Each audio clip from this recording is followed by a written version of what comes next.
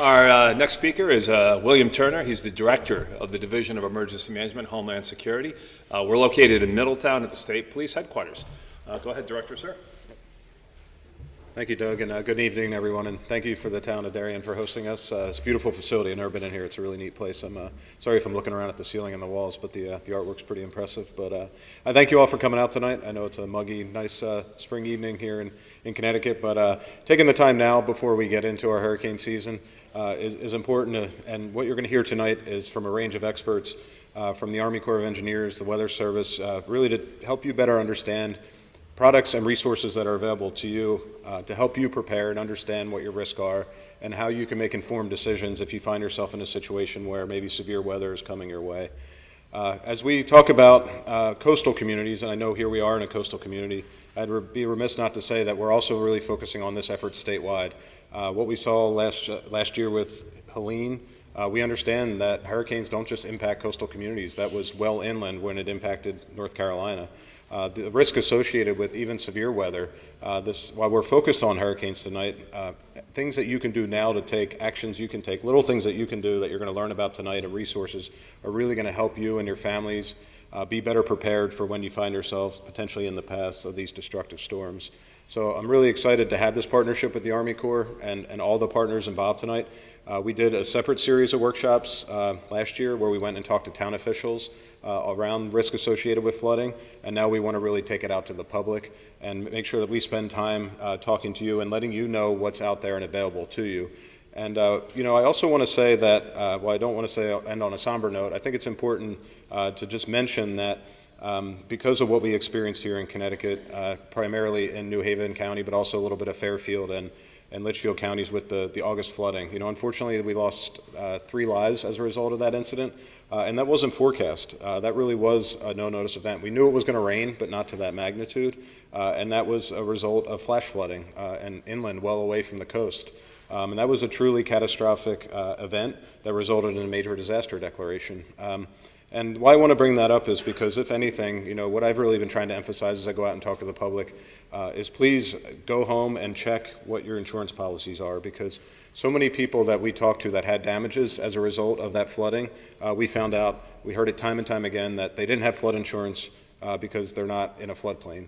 And we're seeing more and more often where people are having flood damages to their property and they don't have that flood insurance because homeowners insurance covers a lot of things, but often flooding is a separate rider or policy on your insurance. So please take the time now, review your policies, even if you're outside that floodplain. Do what you can do to understand your risk. And even not just saying this because of the climate with the current state of FEMA, I don't know what the future holds with them, but I also like to emphasize while FEMA is a great partner of ours, the reality is that they're not going to come in and make you whole. Average payouts after some of these big storms are only in the $4,000 to $6,000 range. If you've lost everything, that's not going to make you whole. So it might be more in severe cases, but in a lot of in our flooding event, using Southbury as the example, the average payout was $4,400 from FEMA. So please just do what you can. Again, I'm not trying to be what I often call Doug as doom and gloom, but I think when we say hurricanes mean business, but we also mean we're in the business of preparedness and helping you. So we want you to take this seriously and protect your investments, your property, your family. Do what you can today. Learn something tonight. Take it home. It doesn't need to be a 300-page plan that you develop with your family. It could just be sitting around the dinner table and having a conversation about what are we going to do if we have to evacuate, or what are we going to do if our basement starts filling up with water and things like that. So thank you for coming tonight, and I really appreciate you being here and taking the time to make sure you're all prepared, and I hope you enjoy the session. Thank you. Thank you, Director. Okay, so the program that funds these workshops is known as Silver Jackets. And Silver Jackets has been around for a while. Most people associate the Army Corps of Engineers with the big dams and, the big structural projects that occur, around the United States. They're very familiar with that. But they also have what I call the softer side, which is Silver Jackets. And it's a big planning initiative, a very nice program. And I'm going to have Sheila Warren from the Army Corps of Engineers come up and talk about Silver Jackets. And I'll load your presentation for you here.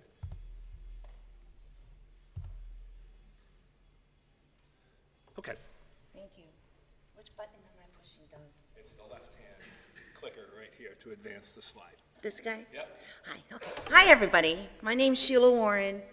I'm from the Army Corps of Engineers, New England District, which is in Concord, Massachusetts. New England District covers Maine, New Hampshire, Vermont, Connecticut, Rhode Island, and Massachusetts. And as Doug said, many of the residents are aware of the Corps because of our dams and some reservoirs and recreation that occurs on the areas behind our dams. Other people know us because there's a regulatory side of the Corps that helps apply permits and permitting when you want to do work in the water. And like Doug said, the part of the Corps that I work for is what's called Floodplain Management Services Program.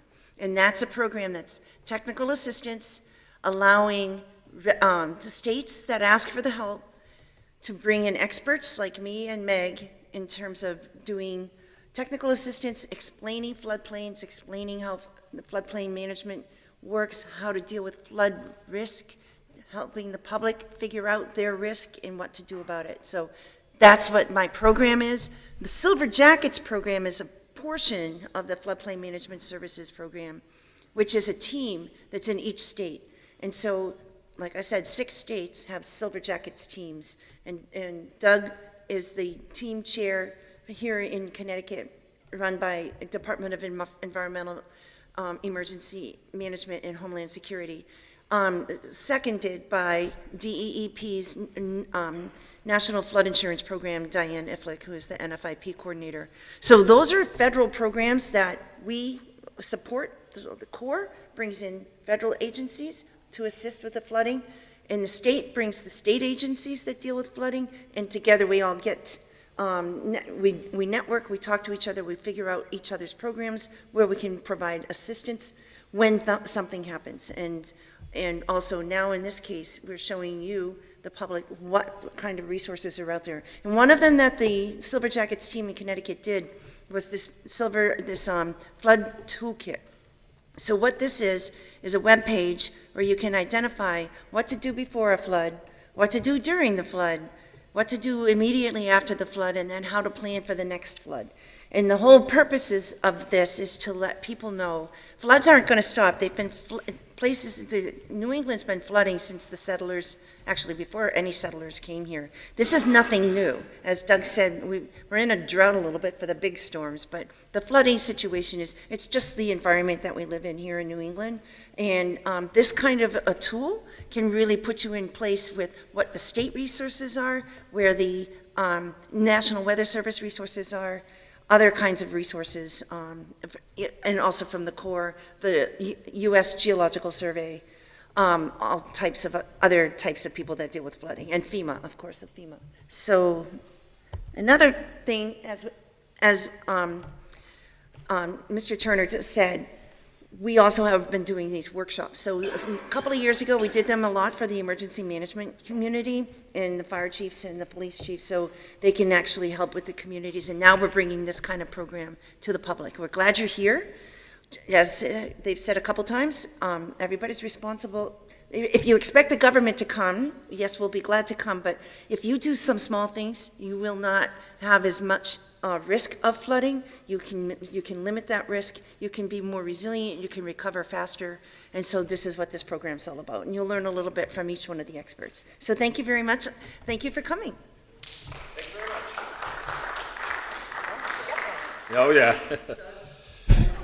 Yes. Do you have a website, a contact? I know that you have handouts, but Yes. I'm not going to start looking through my handouts. Oh, yes. This flood toolkit is available at www.ct.gov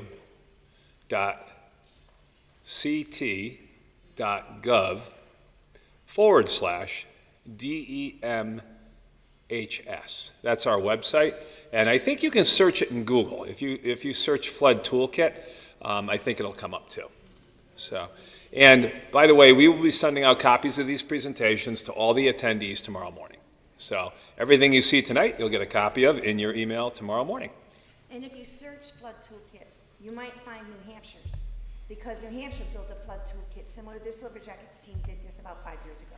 This one's about 3 years old instead. So you might find New Hampshire's flood toolkit also. Is your address on there? The Corps is not. It's all of your silver jackets. Yes, it's Silver Jackets for Connecticut, so each state has one. Yeah. Oh, on the slide, you're correct. And we will, I'll fix that when. Yeah, if you have a business card, we can reach out directly to you, I'll fix the walk you slide through so it. it has my name in it. Oh, okay, yep, definitely. Okay. What's that? Oh, Demis, so it's a / this way, and then DEM, yeah, DEMHS. Yep. All right, so what do we do when the hurricane's rolling up the coast and it's threatening the state? So the office that handles your forecasts in this area is located in Brookhaven, Long Island. They're the National Weather Service office that handles the forecasting for all of southern Connecticut, all 4 southern counties, Fairfield, New Haven, Middlesex, and New London counties.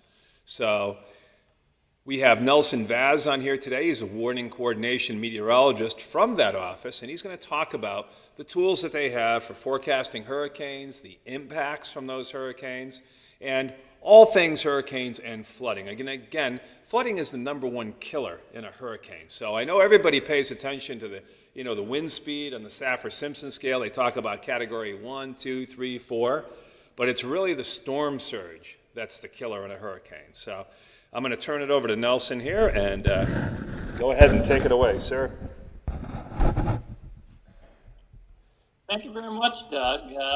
And hopefully you guys are seeing and hearing me. I may turn off my camera once I start getting into the presentation, just because I know there's been a little bit of lag.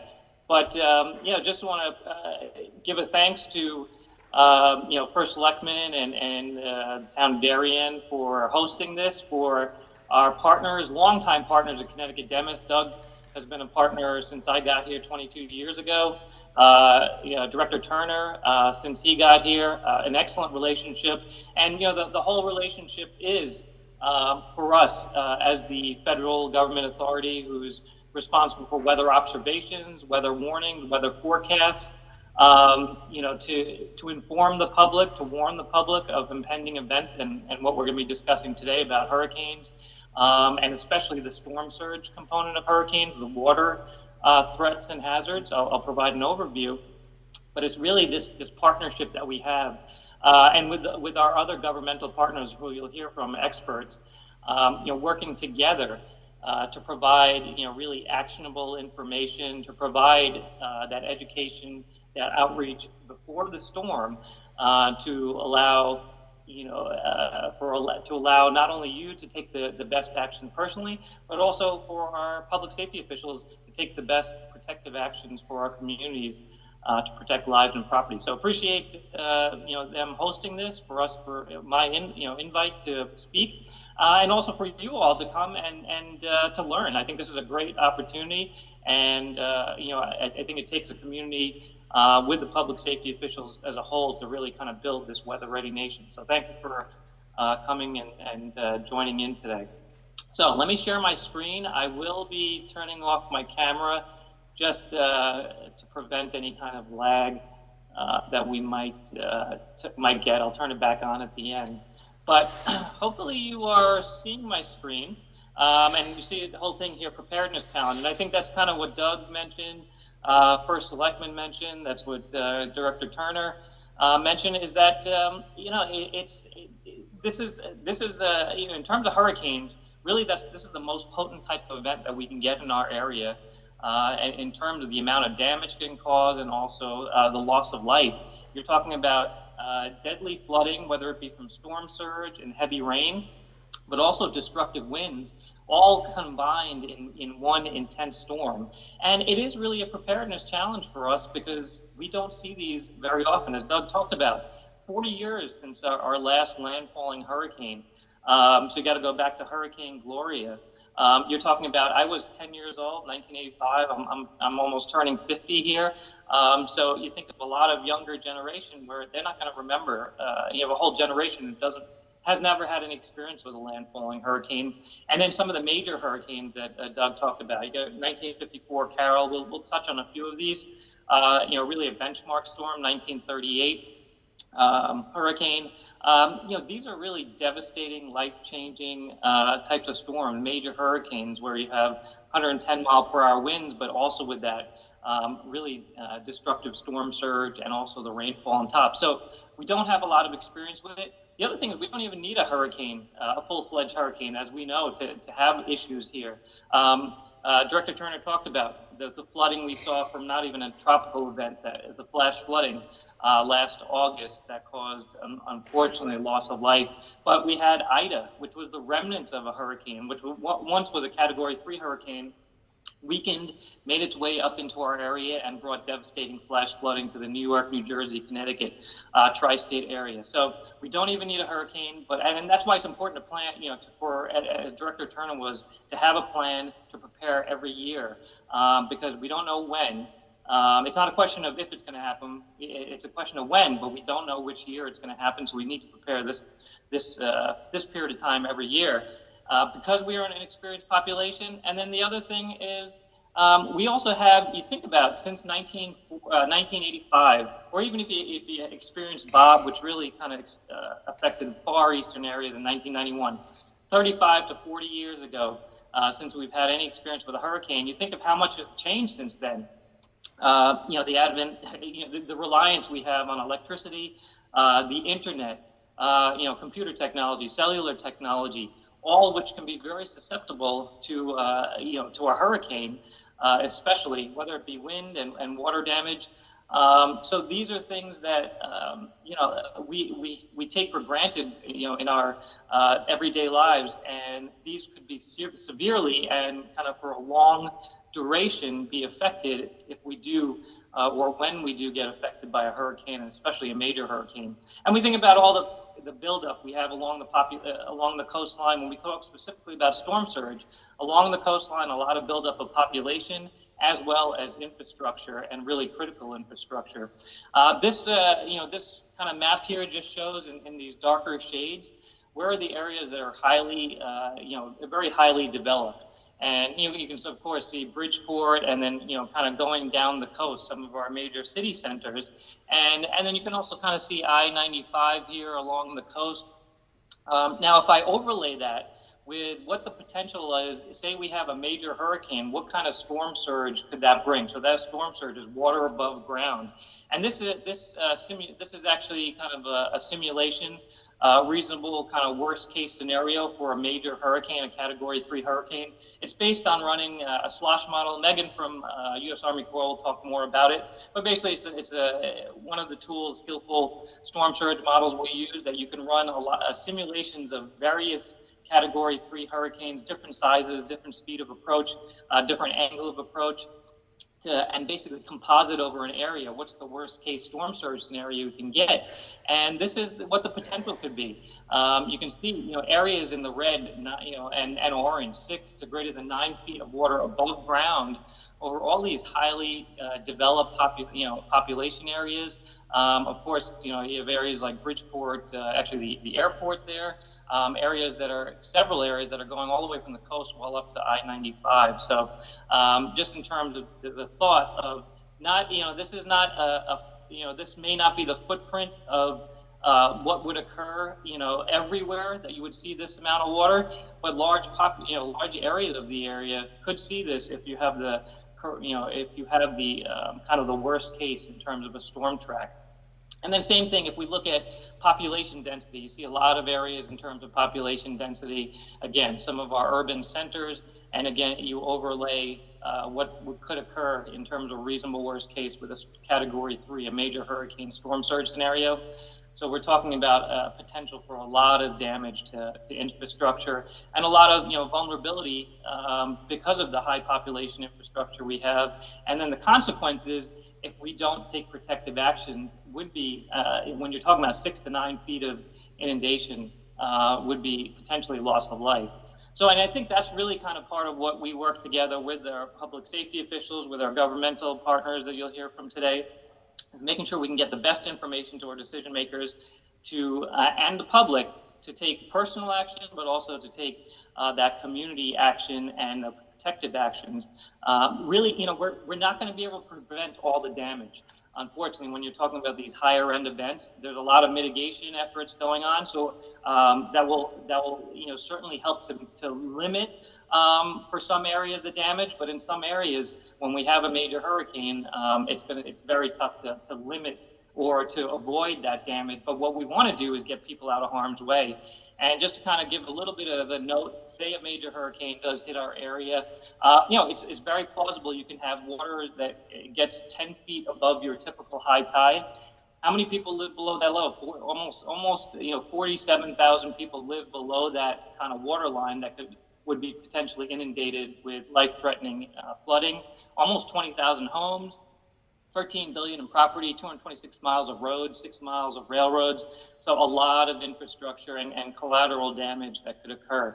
And then, so again, what's our main goal is to get people out of harm's way before with the best weather information and the best actionable information for our public safety officials to take those life-saving preparedness and response actions. So in terms of fatalities, I think Doug had mentioned this, water is the #1 cause. So whether you look back 1963 to 2012, and I'll tell you why we separated this, to 2013 to 2023, water is 90% of the fatalities from tropical cyclones is due to water. If you go back to 1963 to 2012, of that, 90% of the fatalities, but of all those fatalities, half of them were from storm surge. And you can think of storms like during that time period. You can think of Camille, Katrina, Sandy. These were unfortunately very devastating in terms of storm surge, a lot of loss of life. But what's happened since then, especially since Katrina and Sandy, is we have a lot better in terms of being able to forecast water levels and storm surge, a lot better ability, and especially the communication, the tools that we have, the messaging that we have, inundation mapping, impact catalogs, ways to visualize what potentially we could see in terms of storm surge, a reasonable worst case. And what that does is help our decision makers to get people out of harm's way, into shelters, into evacuating from those areas that potentially could flood, in terms of constructing hurricane evacuation zones, all based on this type of modeling skill and the ability to visualize this, and also to help you, as the public, to really understand if it's something that you haven't experienced, what this 10, 15 feet of water could mean. Could it affect your community? Could it affect your house? So with that, we still are seeing 90% of the fatalities 2013 to 2023, so kind of modern time. But now storm surge is a lot smaller. It's only 11% of the fatalities, so real improvements in the forecasting, the visualization of the message. But, we still do see a lot of the fatalities due to rainfall. So the positive is that because of these improvements has decreased being able to get people out of the way of storm surge. But rainfall is a tough one because, with rainfall, the storm surge, if you can get people away from the coast, maybe riverine areas, low-lying areas, you can get them out of harm's way. Rainfall, really anywhere you live, you can be affected. If you get a heavy enough rainfall over a short enough period of time, it can flood. You live in low-lying area, basements, in urban areas, of course, near riverine areas, and a lot of, what we have in Connecticut, we have a lot of rivers, we have urban areas, we have topography. Those are all things that, unfortunately, exacerbate rainfall, and it's very tough, as Director Turner mentioned. It's not a perfect science in terms of being able to tell exactly where the heaviest rain is going to be, what the rainfall rates, how long those rainfall rates are going to last over an area.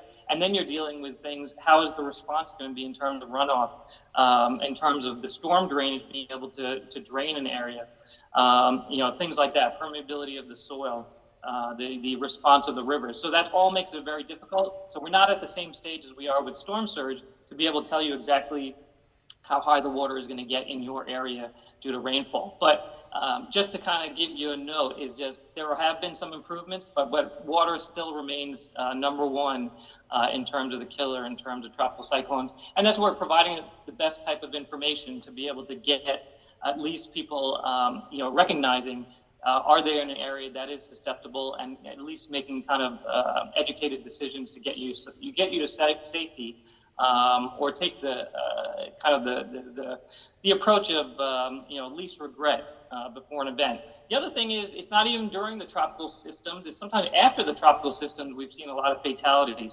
Actually going from 2017 to 2021, we saw more fatalities post-event unfortunately from things like cleanup, where it could be electrocutions, could be heart attacks, carbon monoxide poison, because you lose power. It could be still, you're talking about warm season, and you're trying to use generators to keep your refrigerator going, maybe air conditioning, but improperly using that in carbon monoxide poisoning, as well as just succumbing to the heat. If you don't have that ability to, get into a cooling area or have a generator, and then especially if you're kind of vulnerable populations coming to the heat. So these are all things that, I think having that knowledge of what potentially can happen and being able to prepare ahead of time, and from a public safety official, I think we can, some of these are preventable, certainly. Now, kind of to focus on the storm surge aspect, why is storm surge such a problem in our area? And a big part of it is storm surge, and that coastal flooding we see, it's based on the winds. It's really the driver is the winds. How strong are the winds? How much of an area are those winds blowing off the ocean, the sound, and pushing it, that water towards the area? We call it like how long is the fetch? So how much wind is blowing over how much area of water, the duration of that. All that is going to kind of be the players in terms of how much water gets, piled up towards the coast. And especially for our area, if I had a zoomed out image, you kind of think about the eastern coast of Long Island. A lot of it's kind of north to south, northeast to southwest aligned. But then we kind of jet out there with Long Island and then the Connecticut coast, right, Rhode Island, southeastern Mass. So you think of a storm that's rotating, very strong winds over a large area, maybe coming up from the southeastern United States, the Caribbean, the Atlantic. It's generating these waves and that large area of wind field that's going to be piling that water, pushing that water. And if that storm approaches the coast and kind of makes landfall in our area, all that water that's been built up, that wave action that's actually building that water level as well, there's nowhere to go except on top of the land. So that's what makes for our area, very susceptible to these type of systems for storm surge, and also just naturally because these hurricanes or even tropical storms can have these long duration, strong wind fields that are going to develop this type of storm surge. The other thing is wave action. Unlike like say Long Island, where there is some protection from the dunes and the beachfront, to at least protection to the mainland from those dunes and beach protection from the wave action from the ocean, we can generate pretty good wave action in Long Island Sound, and there is no really kind of like dune front that helps protect the Connecticut coastline. We've seen it during storm force, so even during winter storms, or even during higher end tropical storm, the Isaias tropical storm, where we saw kind of mid-range tropical storm force winds. We can easily see 5 to 7 foot waves that are breaking onto the shoreline. And then based on some of the research by Dr. O'Donnell at UConn, it's possible that we could even see 10, 15 foot waves in really kind of extreme cases. So that's that wave action on top of those elevated water level, that storm surge, that's going to create even more damaging impacts in these high-end events. And then, of course, you get water that's being forced onto the coast, that storm surge. It also gets forced upriver, right? But at the same time, if you have heavy rains, that potentially could be increasing the stream flows and then draining into the rivers, and you have topography that's kind of all draining into these streams, trying to go back out to the sound, and then you have storm surge pushing up. That's just going to exacerbate things. So all those things are kind of challenges, and really important to know if you live in a flood zone and what you're going to do if we have this type of event that could bring storm surge or riverine flooding to the area. Just to kind of note, looking at some historical water levels in the Bridgeport area. This is the one water level sensor that we have in Southwest Connecticut.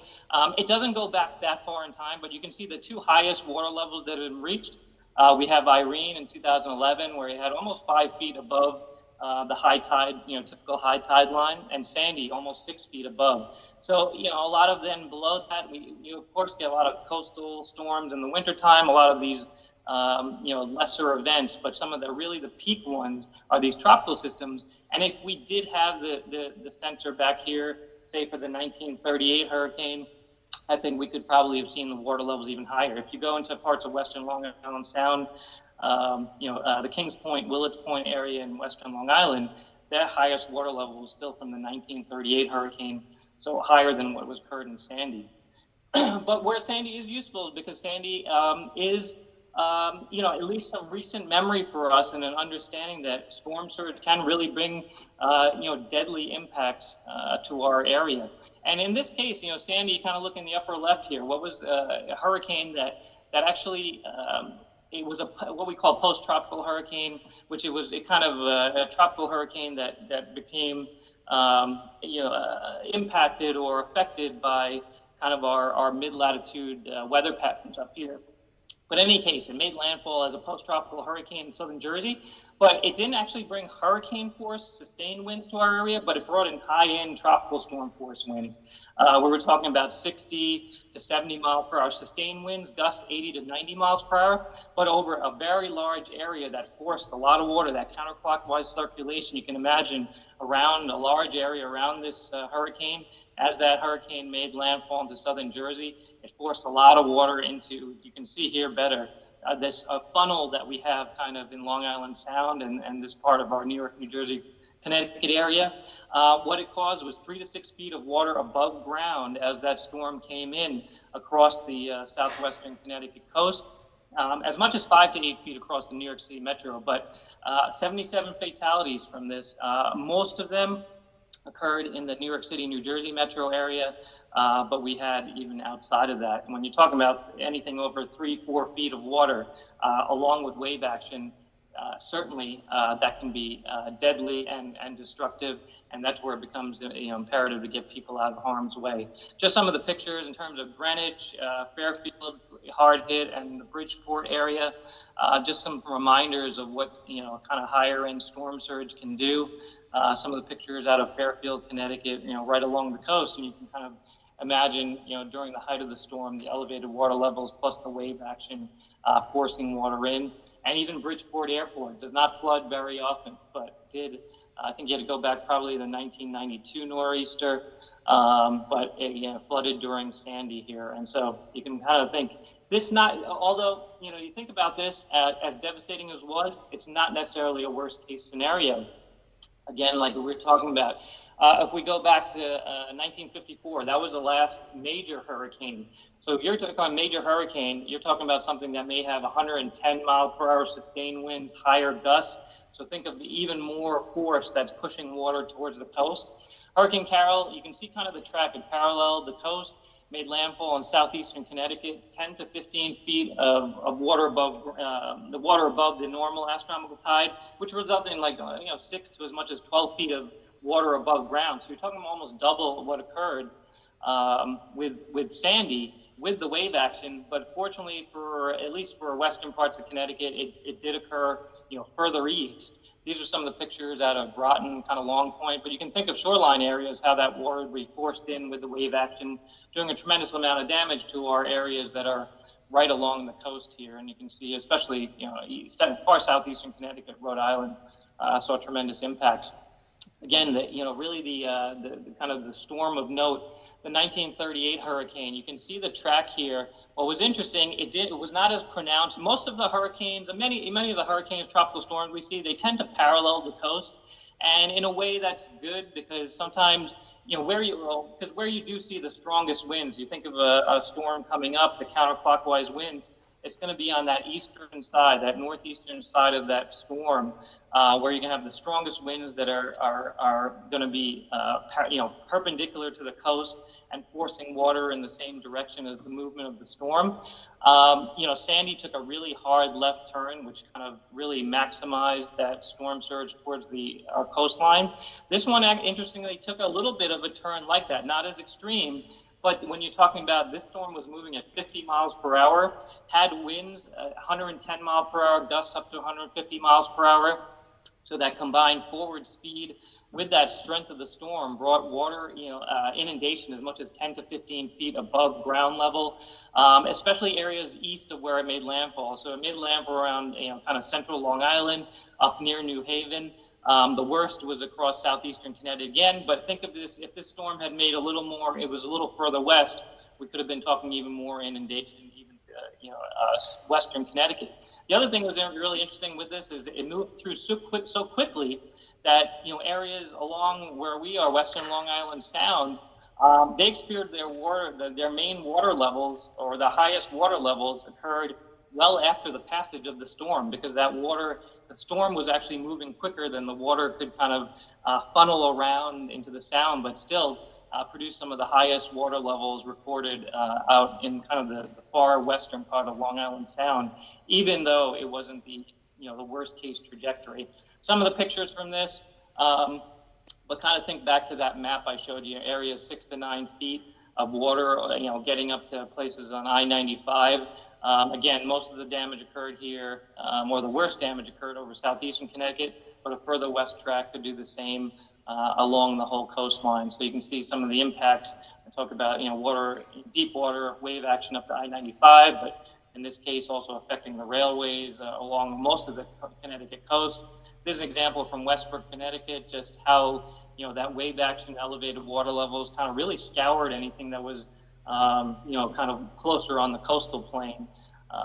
More examples from Guilford, Connecticut, and then even up the rivers. And this was actually what made this kind of really even more devastating storm. There was a lot of rain before the 1938 approach. So you had already swollen rivers, flooded rivers that then were, when the storm approached and you had the storm surge being forced up, that water kind of flooded into major cities well upriver.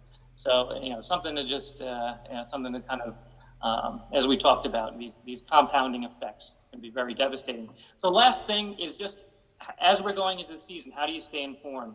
I would recommend bookmarking this page, weather.gov, OKX Tropical.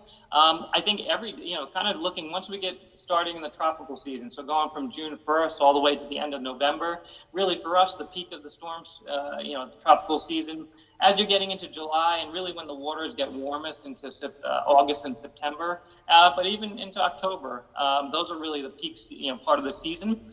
But you can see the outlook. This is where our colleagues at the National Hurricane Center, they're solely focused on following thunderstorms that are over the Atlantic. How are they gradually developing into potentially a tropical depression, tropical storm, hurricane? Their big picture of what the intensity of that storm is, the size of the storm. If that hurricane, that tropical system potentially could affect us, that's when we start coordinating, and we're going to be providing information on what are the impacts going to be in terms of rainfall, storm surge, winds.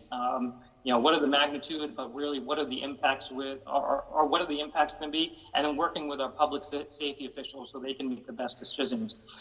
So these outlooks, you can look at these are updated every day, and you can see even before a storm is named, before there's a kind of what you may be familiar with, the cone, the storm, the forecast storm track, the watches and warnings, before any of that comes out, you can see where the Hurricane Center is interested in some of the activity and how maybe it has a low, moderate, or high potential to become a tropical system. So this is good to give you an extra lead time and just keeps you aware of what's going on in the tropics.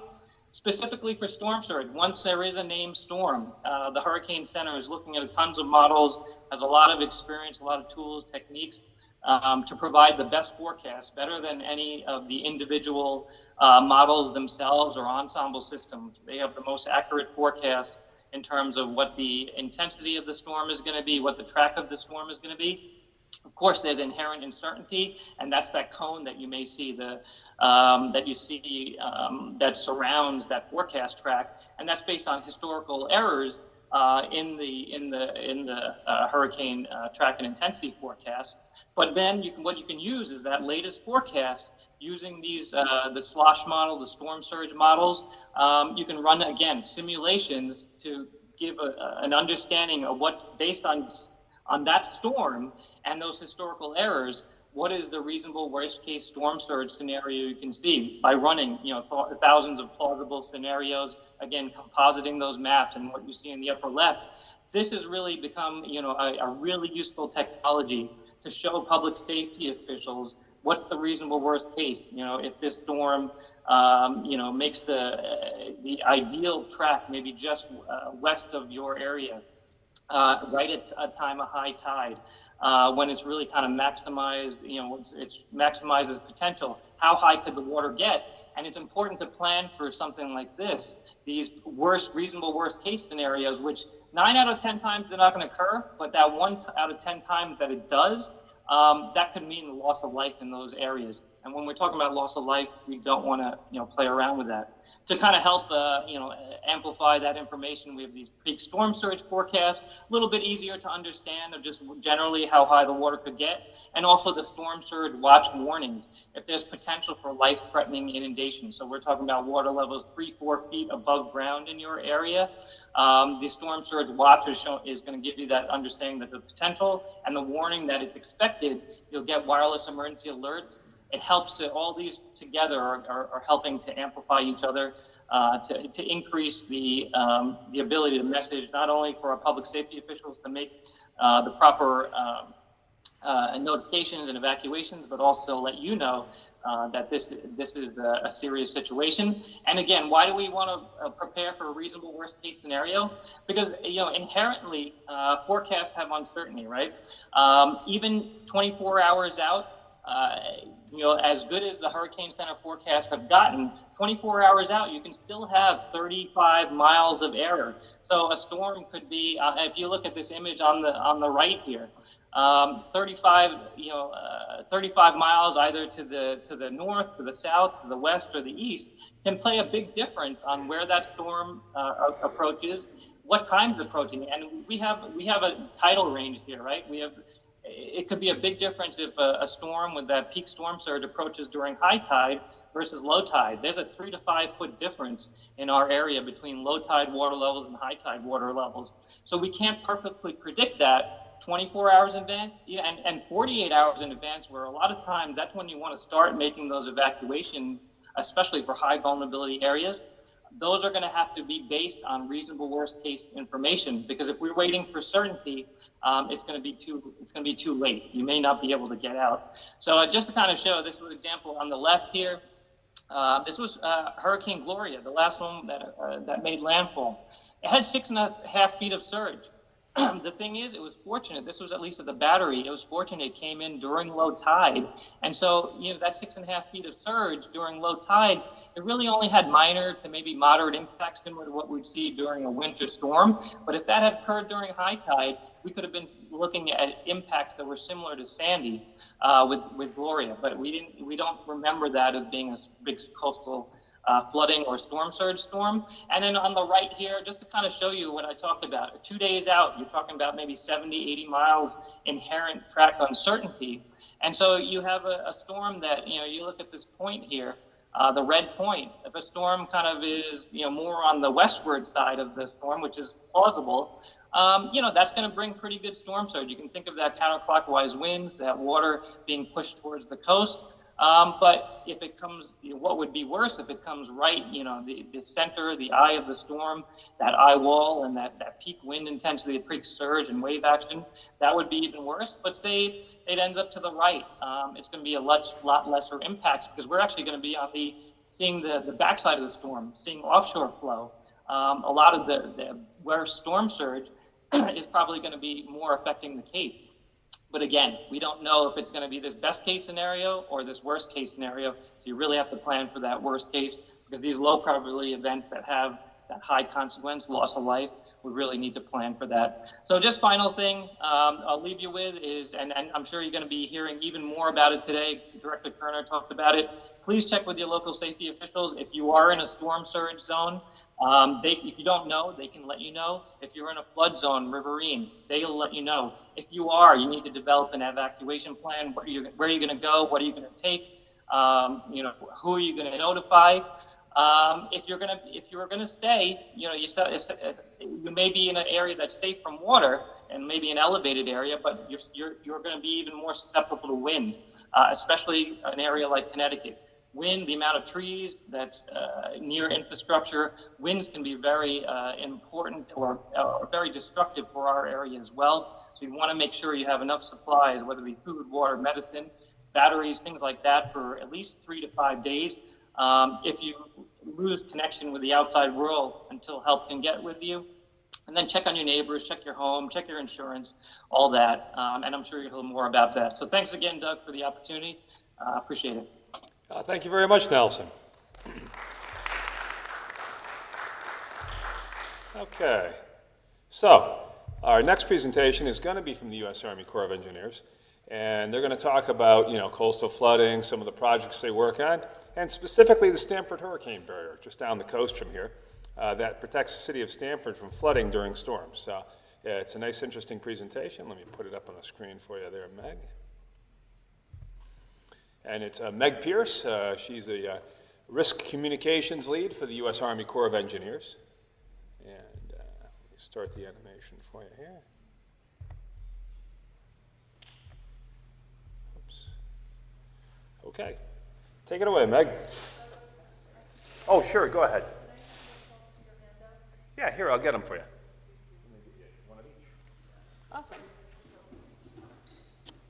So Nelson's presentation is a really great lead into this. We're going to talk about the hurricane evacuation zones and how to find out if you're in one. And then we'll talk about the Corps' infrastructure nearby, which is Stamford Hurricane Barrier.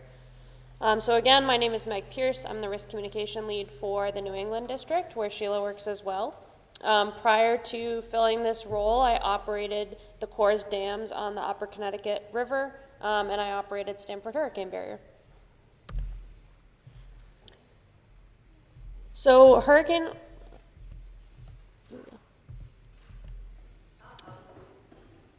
thought it was a little bit out of order, but I think we're good here. So the hurricane inundation flood maps are basically a way that you can tell, should I be keeping a heads up attitude? Am I in an area that could potentially be impacted?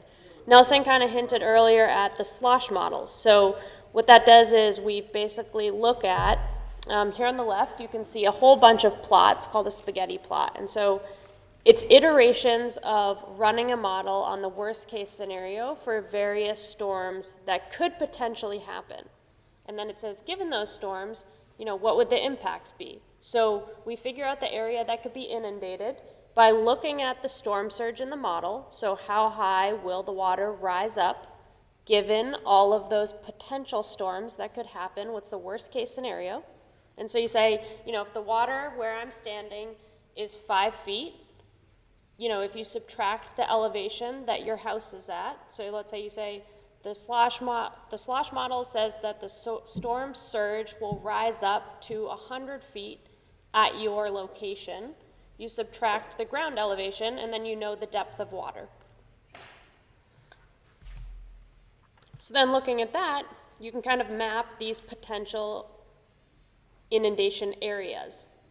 So if you go on the Connecticut DEMIS website, the models are actually located right on there, and we'll look at a little bit of this data. Some of these slides I'll breeze through a little bit, but the real key here is the QR codes and the website links that can direct you to those resources. And again, like Doug mentioned, these will be emailed out after. So this is just the location information for where you can find the maps on the DEMIS website. And so here the models are shown on the National Hurricane website for the National Weather Service. And so on the National Weather Service webpage, how you can step through them is say, what would be the potential inundation given these various category hurricanes? So up at the top, you'll see that red circle circles category 1. So if you click on category 1, it will say, worst case scenario for category 1 storms, we expect to see this inundation. So then on the map, in the bottom left, there's a little key, and it says the blue areas will say less than 3 feet above the ground. So all of the blue areas would have, possibly 3 feet of water in them. So if you're located in that area, worst case scenario, you could see 3 feet of water. The yellow indicates greater than 3 feet above the ground. The orange is, I believe, 6, and then the red is 9. And so again, there's a QR code and the link to those locations. So here's kind of a bigger blown up picture for New London. So again, looking at a Category 1 storm, you can see that a Category 1 storm just starts to touch the land on the far left. And then moving from left to right, we worsen the storm scenario. So on the left, the Category 1 kind of just barely inundates a little bit of areas. You have some areas with less than 3 feet of water. When you get a little bit closer to the coast, you can see some orange, which is greater than 6 feet. But then, if you cranked up the intensity of the hurricane and moved to the right, we show a Category 4 hurricane. And so all of that red area is area that would see potentially 9 feet of water. So what can you do with this information? You can know if you're in a hurricane evacuation zone. Look to see if you're in an area that could potentially be impacted. The hurricane evacuation study is listed on our website. Again, just another link of where to find the same information on various locations. And then those inundation zones that we just looked at that are hosted on the DEMIS website, the National Hurricane website, and the Corps' website, all the same information, just 3 different host sites, those are rolled up into these hurricane evacuation zones to indicate if you should be prepared to possibly evacuate for a hurricane given where you live. So Zone A is recommended that if there were a hurricane Category 1 or 2 or greater hurricane coming up the coast, you should really keep the heads-up attitude and be watching the weather because you are in an area that could potentially see evacuation notices. If you're in that light orange area, even more inland, those are areas that could be impacted by larger hurricanes like a Category 3 or a Category 4.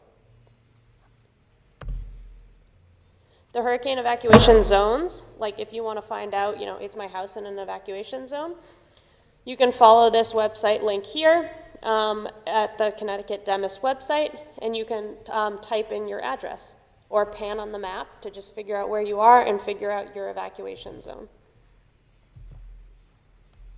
So again, there's PDF maps or a live viewer. And then this information is really just used to inform you on if you're in an area that, based on the models, could be impacted. So it's more of a preparatory, awareness situation, and then follow your local evacuation orders, be watching your emergency management websites, as well as be cognizant of how your town puts out the evacuation information. So the Corps also operates Stamford Hurricane Barrier, which is near here, so I just wanted to give a quick highlight and talk about the impacts that has. Sheila likes to say that it shouldn't be called a hurricane barrier, it should be called a high tide barrier because it operates way more than just hurricanes. The hurricanes are an easy decision in terms of operating. We're having a massive storm, so you shut the barrier. It's the high tides that happen much more frequently. The barrier on average closes about 15 times a year that are a little bit trickier. And so here's the area of the whole system. It's actually a system of levees and a navigation barrier. So that's just an overview. And here's how the barrier operates. So this is real-time data on the Reservoir Regulation website. I'll link it here, where the Corps posts live and up-to-date data on the status of its projects. So for the reservoirs, what the pool levels are, how much water is getting released for Stamford. We have wind data, barometric pressure. We have the tide data. So there's the water level behind the barrier, so the inland side, and then there's the ocean side of the barrier, and all that's posted here and available to anybody in the public. So what these colors show is there's the green line, which is the lower of the two, in case anybody's colorblind. It's the lower of the two squigglies, we'll call them. And then that's following the tide cycle. And then the upper line that's following the tide cycle is actually 2 overlapped pieces of data. So the barrier works like a wall, and it just sits on the ocean floor, and then it raises up just like that. And so when the ocean goes through a tide cycle, right, the water just comes up and down. But if I were to put that piece of paper vertical between my 2 hands, acting like I closed the barrier, the water would come up. And if I shut the barrier, the water on the ocean side would continue to rise up with the high tide. But that water can no longer flow into Stamford's estuary and bay area. So that water would stop rising. That's how it protects it. So it stops the water on both sides of the barrier from moving in sync. And then if you shut it, the ocean continues to rise up, but the Stamford side of the barrier does not. And so the water level stays low, protecting the homes along the water there. And so that purple line that's a little bit more flat, that is the upper line that's following the tide cycles. That represents its two overlapped lines, saying the ocean level and the barrier. But if the barrier is open, the water is flowing from the ocean into Stamford, right? And so that water level's the same. If the barrier is closed, the water moves together. And so here, the lines are overlapping. And that bottom one is what's the astronomical predicted tide cycle based on the moon.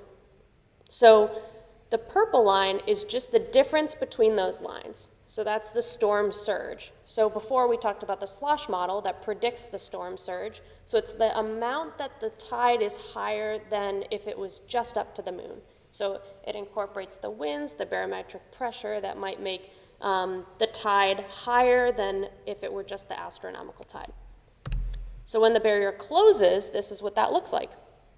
So you have that bottom tide cycle, right? That's just the astronomically predicted tides. And then you have the top line. But what happens there is when the water's coming up at the tide cycle, that highest peak in the middle where it says barrier closed and barrier open, as the water comes up with the high tide cycle, the barrier closes, and then that top line continues to rise. That's the ocean, which is following the natural tide cycle. And then the line where it flattens and kind of cuts off the peak, that's behind the barrier, which is protected. And so it's the ocean, the water level is no longer able to rise up because the rising ocean isn't flowing in there anymore. So this is a little bit of a picture of that. You can see the barrier on the right finger of the water there. So you can kind of see if we were to continue that line of earth and cut it off, as the ocean rises up, the water just can't flow in. And so when the barrier closes, it just prevents the high tide from flowing in. So this protects around 600 acres of land. It was placed into operation in 1969. Like I mentioned, it's a flap gate, so it literally sits on the ocean's floor, and then it rises up just like that. To date, the damages are estimated at over $80 million of protection with all of the operations since its construction in '69, and it operates about 15 times a year.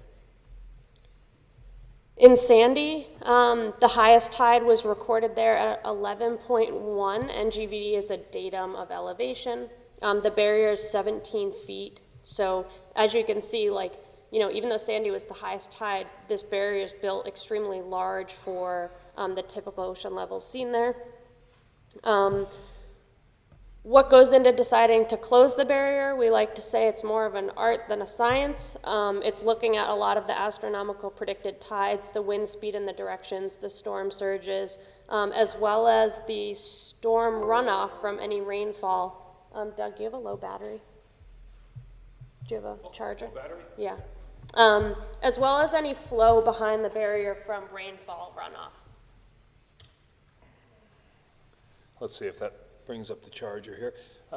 Just keep going and I'll see if we can figure this So out. right now the barrier's closed for anything predicted to be over a 7.4 tide. It was raised up due to the need for some maintenance and wanting to close the barrier a little bit less, which I'll talk about on the next slide. So if the astronomical tide and the wind and the surge and the inflows behind are expected to exceed 7.4 NGVD, that's when the barrier would get closed to protect Stamford from that high tide or hurricane.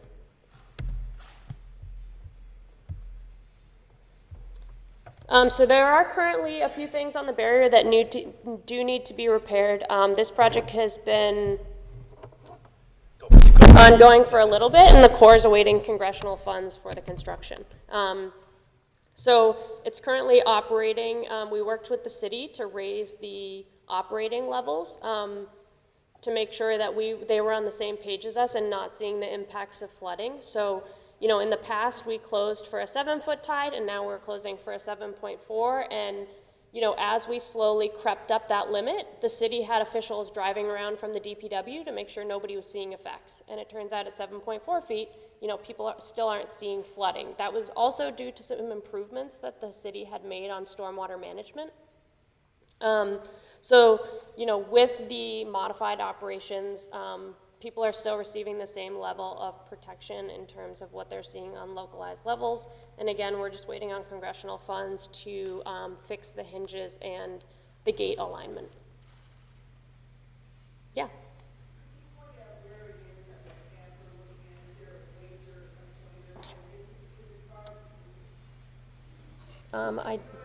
Yes. Oh, you know what? I think there's one on here. Let's see if I can get this. Hold on 1 second. Can you see? Yeah, so this is it right here. Yep. So this is the levee portion that I talked about. It's kind of like an earthen embankment here and here. And just in that middle where you see the water flowing, that's where the gate sits on the bottom of the ocean. I don't actually remember how long the barrier is, but if anybody remembers the show Dirty Jobs with Mike Rowe that was on TV a number of years ago, there's an episode on cleaning out the Stamford Hurricane Barrier. So if you're curious and want to do it's on YouTube somewhere, but it's a cool way to just see the barrier, and he goes down in there and they clean out the sludge every like X years, but it kind of gives you a scale because they climb down into the actual barrier, which is really neat. I believe so. Yeah.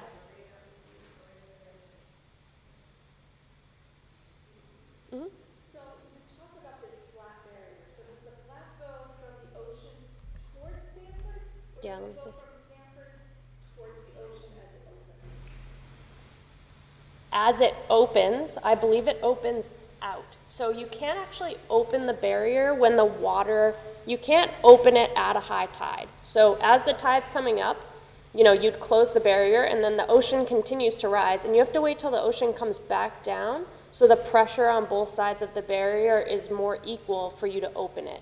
You can't open it if it's like, 11 feet on one side and 4 on the other, hypothetically. I just wondered if it's blocked towards Stamford or it's blocked towards the Oh no, it's, yeah, okay, so this is a little bit weird to describe. So if this is how the barrier comes up, the misalignment is actually this way.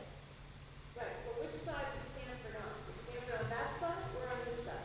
If this is the actual gate, because this is like a funky way of doing it, Stamford would be this side.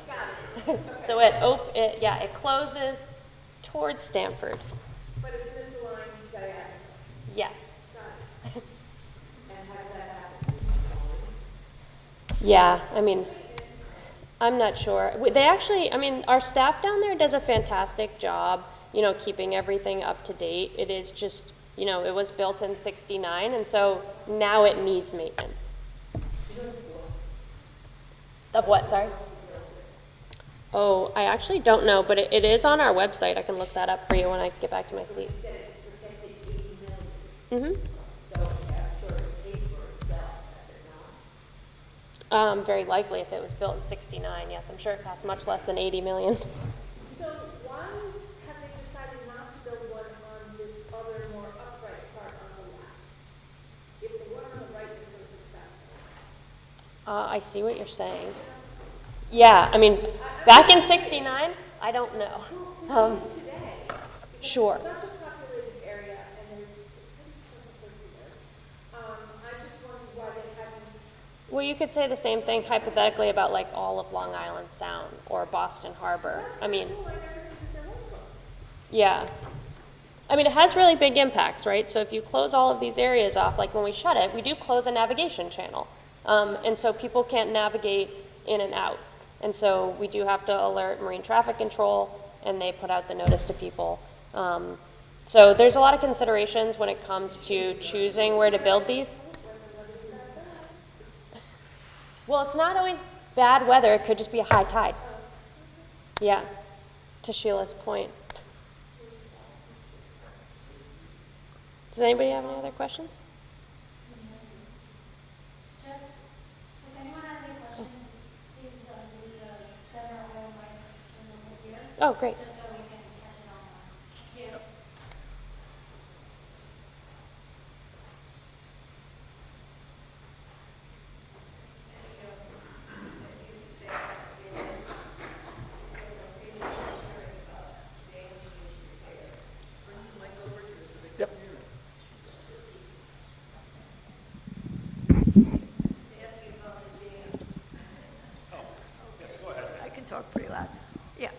any comment you can make about the dams? I'm hearing and reading that they need work. So the Corps dams in New England, like through our inspection process, are doing extremely well. The state is going to speak tonight, right, Doug? DEP is here? What's that? Yes. Okay, so they're actually going to speak about their whole, Oh, but she's not, yeah, I'm sorry, the DEP dam safety folks aren't here because it's a coastal workshop. But we had workshops that were inland that talked about the dams. We had a workshop in Manchester and Waterbury, but unfortunately, this one's dedicated to coastal, so. But we can get you more information on that if you leave us your information. We can get you, I have that presentation, it's called Dam Safety 101. And it does talk about what I can do is all the include that. hazard ratings, yeah. I can include that with the presentations when I send them out tomorrow morning. I'll add that to the group. Yeah. Okay. Thank you. Yeah, and I think at the end here, oh, Doug, I'll have to send you a new one as well to just make sure. There we go. Sure. So this one includes the link to the reservoir control website. That's where you can find data on the Stamford Hurricane Barrier, as well as all of the Corps reservoirs across New England. And then in the slides earlier, you saw the links to all of the hurricane evacuation zones and inundation areas. And that's my contact information. Okay, thank you very much, Meg. Okay, so our next presenter is somebody I've known for 30 years plus, and her name is Diana Ivkovic. She works for the Department of Energy and Environmental Protection, and she's going to be talking tonight about the National Flood Insurance Program and coastal floodplain regulations in the area here. So I'm going to load up your presentation, Diane. I think so. I know. You screwed me up in Milford. All right, so like I said, Diane's been with us since, what, the 1990s? October of '99. October of 99. Oh my God. Doug hired me. Well, you were one of the Yeah, people. well, I was on the panel. You were incapacitated. Second biggest mistake. All right, which one? What do you- Advance with this one right Okay. here. All right, Yep. Gotcha. All right. Cool. Hi, everyone. I know you're probably like inundated now. You're getting tired, right? Again, I am Diane Ivkovic. I work at the Department of Environmental Protection. I am the state's National Flood Insurance Program Coordinator at NFIP. You've probably heard of this program. You watch the news, disasters and all that kind of stuff. So we're just going to touch on what it is so you understand it, because there's always like a lot of questions about it. So the gentleman from the National Weather Service, the first gentleman, Nelson, I know, I've seen him like 5 times now, I should know who he is, went through all the different storms, past storms in the 50s, 60s, right? So you got a good background of it. So in that time frame, in the 50s and 60s, there were a lot of storms in Connecticut, New England, and then around the country. So this is one that occurred in the Gulf Coast area, New Orleans, that area. It was called Hurricane Betsy, happened in 1965. It's singled out because at that time, it was the first billion-dollar storm. They called it Billion-Dollar Betsy, right? So it woke people up a lot. It woke up Congress, it woke up politicians to the fact that these hurricanes were happening a lot and they were causing a lot of damage. So they wanted to do something about it.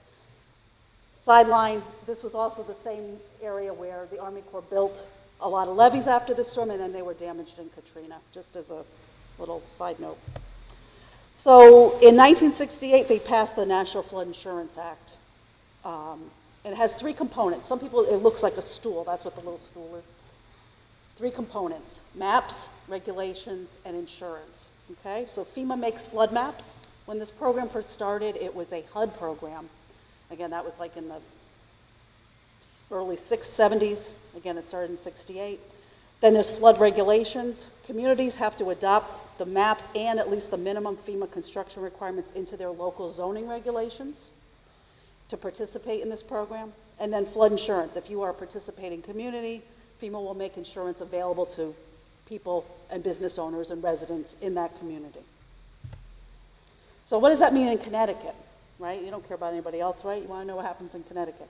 So we are actually one of the the few states where every town participates in this program.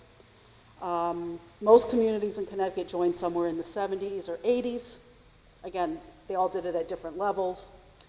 We have 177 participating communities. Now, I know you always hear 169 cities and towns, but we have a few boroughs, Borough of Stonington, Borough of Fenwick, Groton City and Town. If you have separate zoning, then you participate separately in this program. So, but again, we have full coverage, and the reason is we're pretty built out. There's no unincorporated land, say like, in Maine, where they have big areas where they don't really do anything with it. Out west is kind of like that too. We have big areas. Go ahead. Is this different than private flood insurance? Yes, I'll get to that a little bit. Okay, no, you're good. That's a good question. Excellent question. All our towns have maps.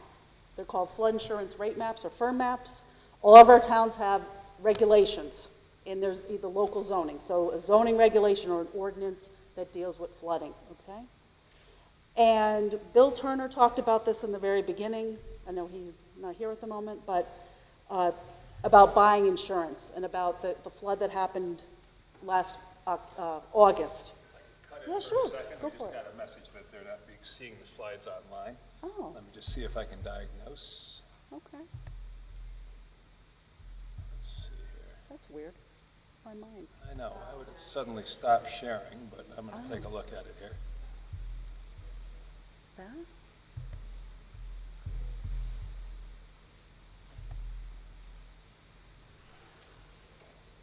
I like that screen. There it is. Who told you that? One of the guys was watching it. Oh, okay. So, okay, now I believe we're being shared again. Okay. All right. Yep. Okay. It's up. I don't know why it stopped. All right. Oh, now I gotta go ahead. Didn't like it. Now it's not advancing though. Oh, go from current slide. Oh, okay. Sorry. Oh, it is. Yeah, this is one of these where we see something different on the laptop, but on the screen, you're up there. So Okay. I'm not sure why. All right, hold on. It's not doing it then. It's stuck. Okay, hold on 1 second here, technical issue. Get out of here. We're sharing it, but let's see if, let's get onto that screen. Oh, I don't know. There it is. Okay, now I think you're on your screen. Yep. So we'll put you back one slide here. Okay. All right. You want to check that they can see it? I've got them on text right now. All right. Okay. All right, we keep going. Sorry. Technical issues. That always happens. We talked about the flood that happened last August in Oxford and Monroe, and a lot of people didn't have insurance. This is a good point that was brought up at the very beginning, is that because every town participates in this program, everybody can buy flood insurance in this state. Either if you're in the mapped floodplain, if you're out of the floodplain, it doesn't matter. Now, again, if you have a mortgage and you're in that mapped floodplain, the bank's going to make you do it. If you're in that mapped floodplain, you pay off your mortgage, you can decide what you want to do. If you're outside the floodplain, then it becomes, your option. But we just wanted you to all know, we got a lot of complaints. The governor's office got a lot of complaints because during that event, which was an extreme event, but a lot of people were caught off guard that they didn't even know they could buy insurance. So that's a little bit of why we're doing this tonight too. Okay? Are we good? Yeah. Okay? Okay, we're good. Now we're in good shape.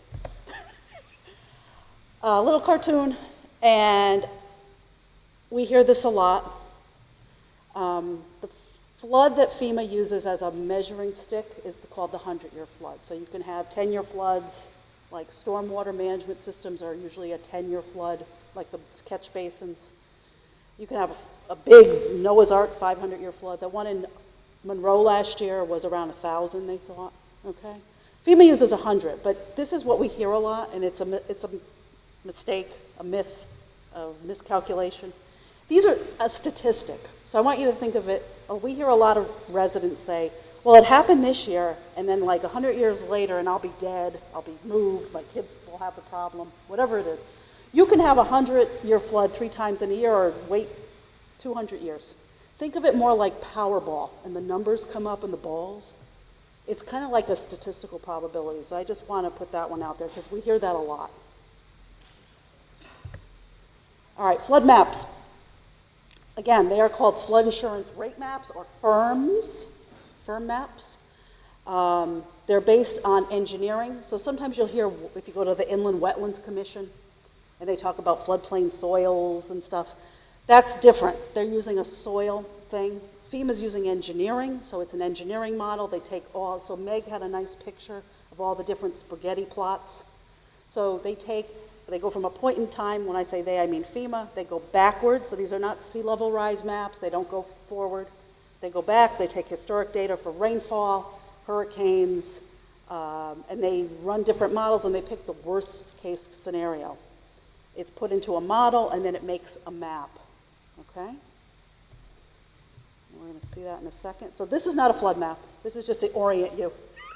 And it's got a cactus in it, so it's not even from here. So this is just so you have a visual first. So you're standing, say, fly fishing or kayaking in the middle of that river. You're looking down the river. The middle of the channel is called a floodway. It's kind of a no-build zone. And then as the flood rises, it's going to spill over the banks. And people are going to build in that what they call the fringe area there, okay? But that's the whole 100-year floodplain. So again, it's a model.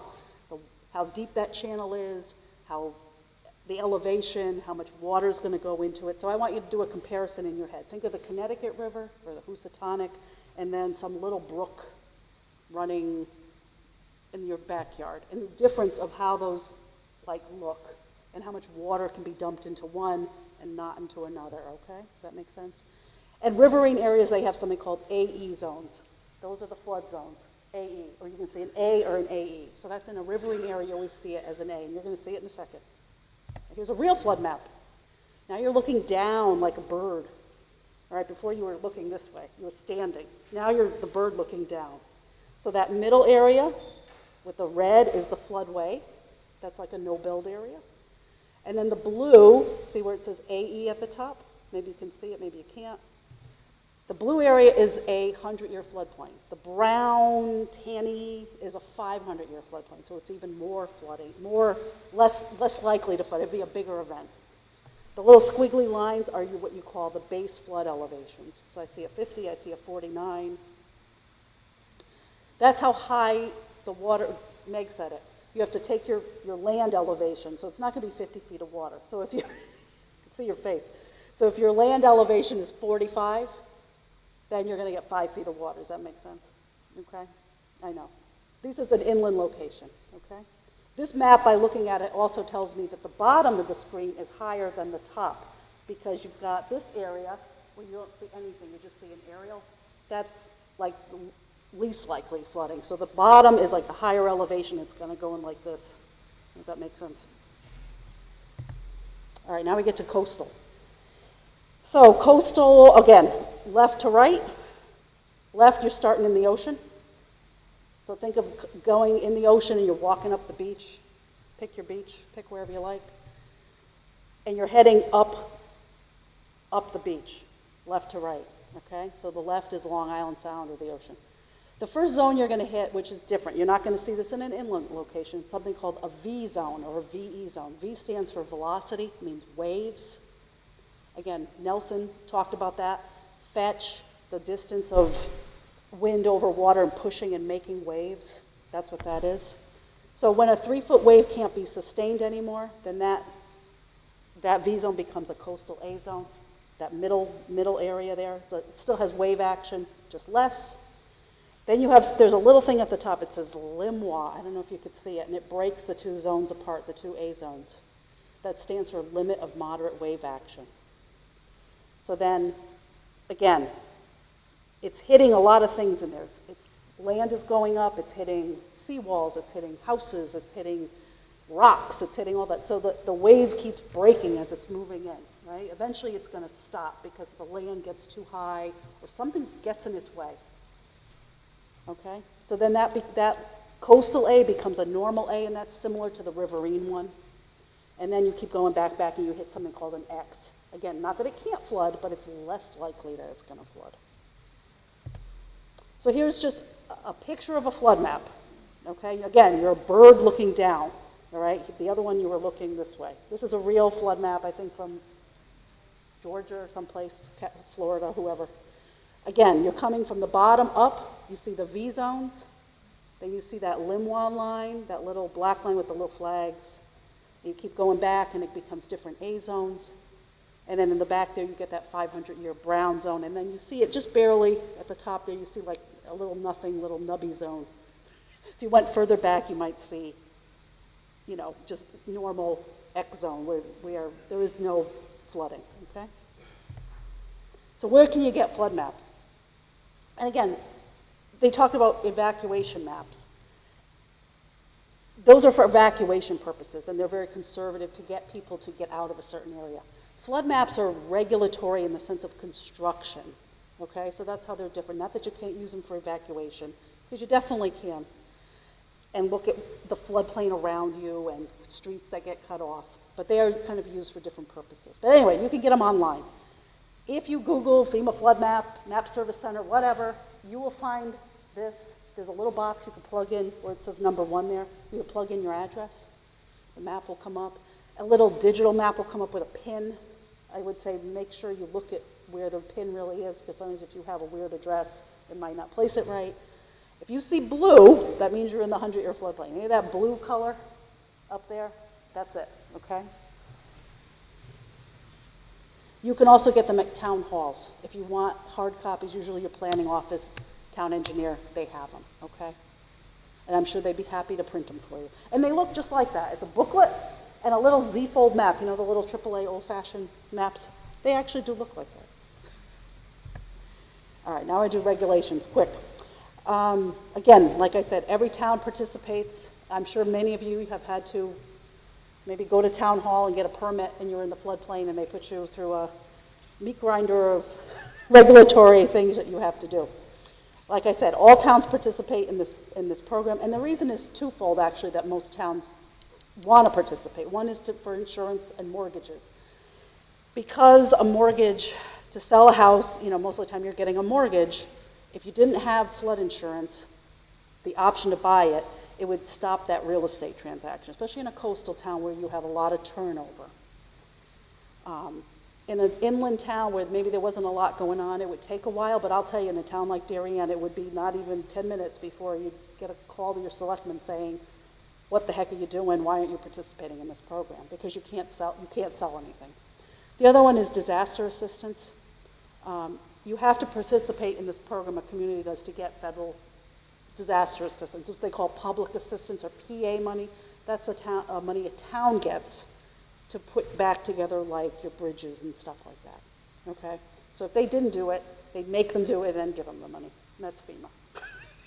But we all do that, and again, because we want to make sure we're getting our money here, you know, as long as it lasts. Okay, so permitting.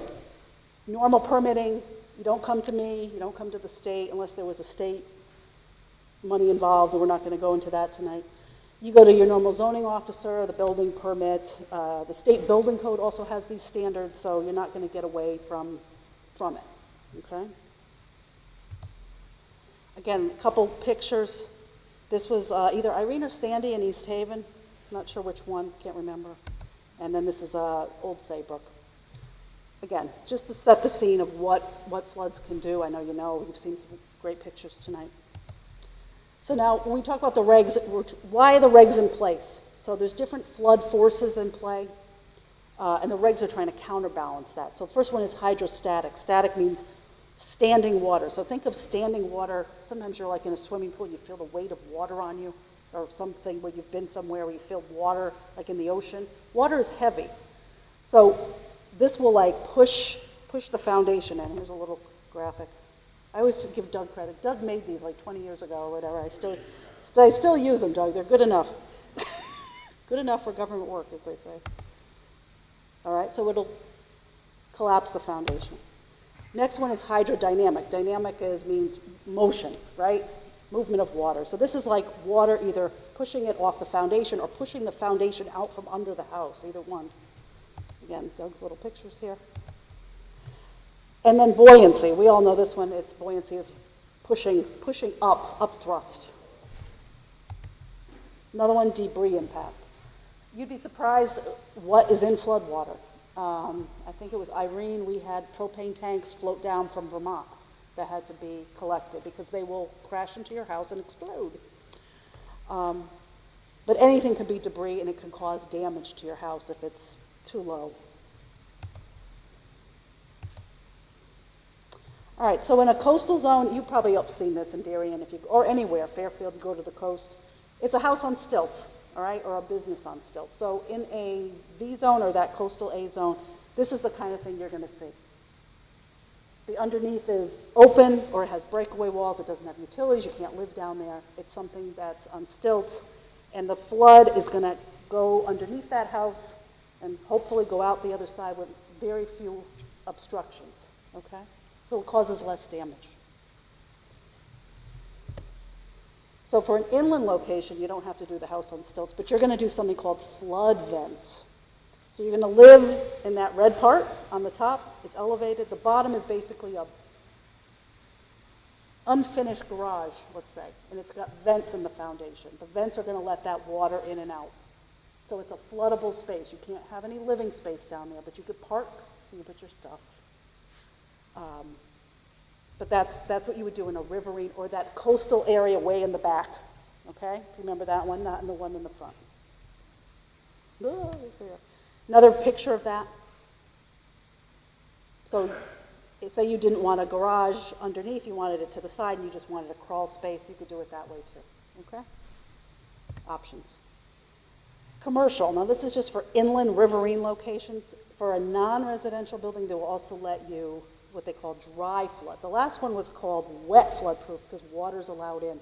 This was called dry because they put a barrier around the building, they put like a gasket at the door, and there's human intervention where the other ones do not have it, okay? That's more for a commercial building of any kind. Oh, sure.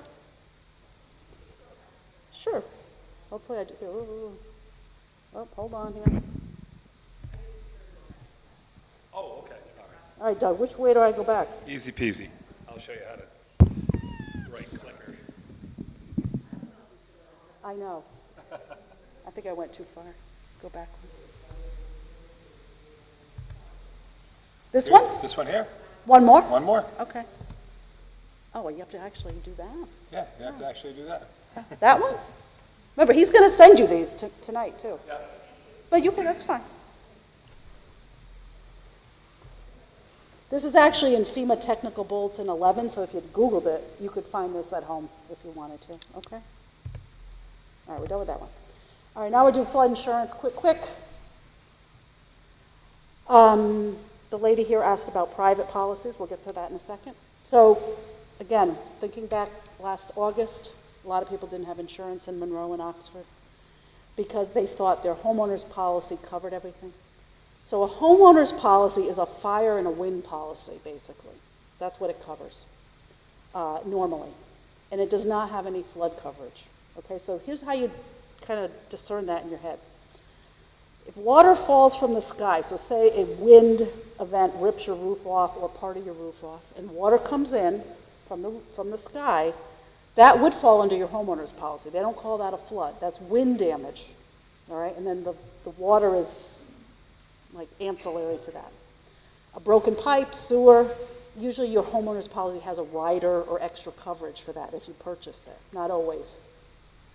If water flows over the ground from a water course or the ocean or in any form, that is something that's covered under a separate flood insurance policy, okay? So again, the first gentleman, Mr. Turner, he said you might want to talk about, looking at your insurance policies.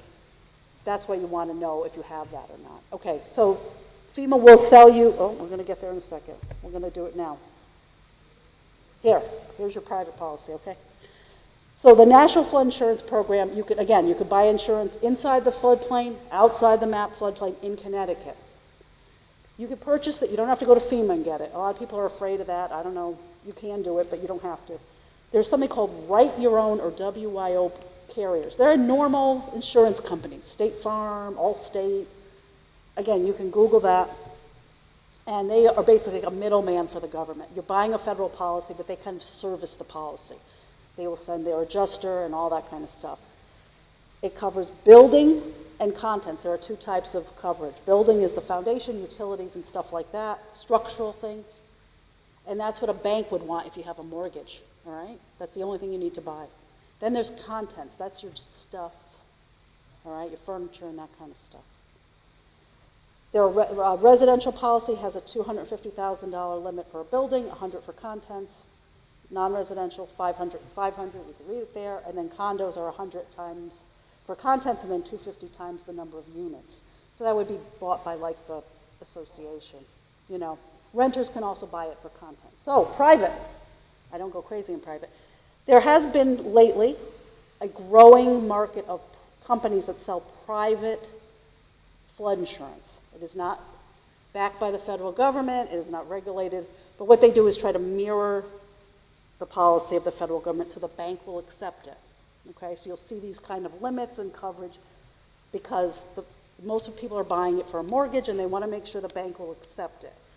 If you are in an inland location, if you've never had claims, if you've never had disaster assistance, those private people will cherry pick. They don't want you on the coast usually. They don't want you if you've had claims. They don't want you if you've had disaster. Remember, insurance companies trying to make money. Sometimes the premiums are lower. Again, if you're inland usually. You know, call around. You definitely can find it. But they will also, the difference too is if you have a claim or whatever, they will drop you. The federal government will never drop you if you make a claim. I guess if you wanted to, yeah. Well, I mean, if there's limits. Sure, I guess you could, yeah. You could. All right, go ahead. Federal government. Yeah. No, but they should, because it's kind of low. There's talk of that. There's talk. Go ahead. Diane, I'm curious about the conversations going on in Connecticut about the NFIP and the continuation of the NFIP. Virtually every state has a market for residual business, homeowners, medical malpractice, workers' compensation, automobile. There are some who believe that the NFIP should be transitioned into, and it's the idea, we don't know what's going to happen with Homeland Security, what's going to happen with NFIP management. But, you know, in a sense, we do this all the time with automobiles and types of liability insurance and get the federal government out of that. Is there any conversation about that? You know, as we've all seen in the last few months, you know, anything goes. It definitely could be, you know, there's been talk of FEMA evaporating. There's been talk of this program being canceled. You know, I do not make those decisions. That's Congress and or executive orders. So it's entirely possible that this could evaporate and you'd all have to go find private policies or go to Lloyd's in London. I have no idea. The irony of the NFIP is that for the first 30 years it was making money and the federal government was milking it, taking money off the top, but starting with Katrina in 2005, it's been losing money. Yeah, so that's the irony, is if the government had simply left it to its own devices, it would be funded today without a loss. But they kept siphoning off the NFIP when it was making money in the 70s, 80s, and 90s, and then they didn't have the money to put it back out to the policyholders when the big storms hit, starting in 2005. Yeah, Katrina was the, yeah. It had too many claims. I mean, you have to realize the federal government is not trying to make a profit, they're just trying to break even. Where a private company, you know, they have shareholders, they want to make a profit.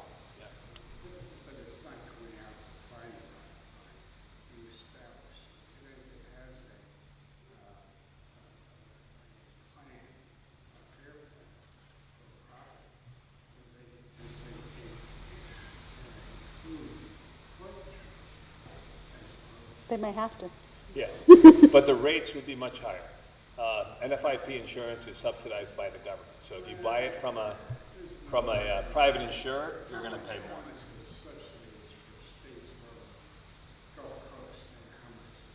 Well, that's the thing. Yeah, it depends on where you are. Yeah, absolutely. Yeah, we pay, you're right, we pay more into it than we get out.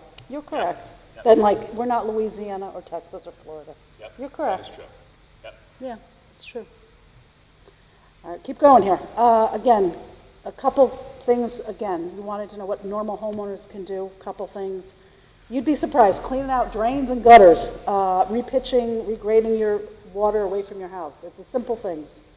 If you want to go hog wild, you can elevate your house or just like utility equipment. Again, if you're going to change out your electrical board anyway, you know you're in a floodplain, maybe you just jack it up a foot or two, or a water heater or something like that. Go ahead. Things like, your drains overflowing and you're getting water in your basement, is that considered a flood in terms of insurance? It's got to be over land and coming in. So if it's coming up from a drain, that's permanent. Like what I would tell you to do is put a backflow flapper valve so it stops it. Or like, your gutters overflow and it just seeps through Yeah. your foundation or something. You'd be just surprised what people just, it's pitching thing. It's just going out, I hate to say it, you go outside, I do it in my own house. You go outside when it rains and you walk around the house and you see where the water is coming, and that's where you have to do something to it. But we get a lot of, just complaints like that, and sometimes There's a it's lot of simple. basement seepage flooding in Connecticut. Yeah. It's just the way our There is. landform is and Yeah. how much heavy rain we get here, too. Yeah. Again, a couple guides there. One is called the FEMA's Homeowners Guide to Retrofitting. It gives kind of ideas like this. And then another one, reducefloodrisk.org. That's a website from the Association of Floodplain Managers. That's what ASFPM stands for. And again, it's more geared toward normal people, ideas for normal people, okay, like you. And again, insurance, where it rains, it can flood. For business owners, I don't know if we have business owners here. Again, if you Google DEP, we have a couple little videos. Chemical Management and Climate Resilience Group put out a couple videos that are geared more toward businesses. They're only like 5 minutes. The last one is 30 minutes. You could watch it too. You probably get it. It has to do more with chemicals and what a business can do for a storm, a business plan. But again, you can watch it. They're interesting. The sub-base one is interesting, if you like subs. There's me. That's it. I quit. Okay, thank you very much, Diane. Oh, geez. Okay. So, I like to use the analogy of a cell phone here for our next presenter. We all know what phones were 30 years ago. If you had a cell phone, you could make a phone call with it, and that was it. Today, a cell phone is very powerful. It's a miniature computer. It's not so mini, and very, very powerful. So, computer power over the last couple of decades has increased exponentially, and Dr. Zimmerman from our Connecticut GIS department is going to show you what GIS can do for you in a flooding situation. So we're going to go ahead and open this up.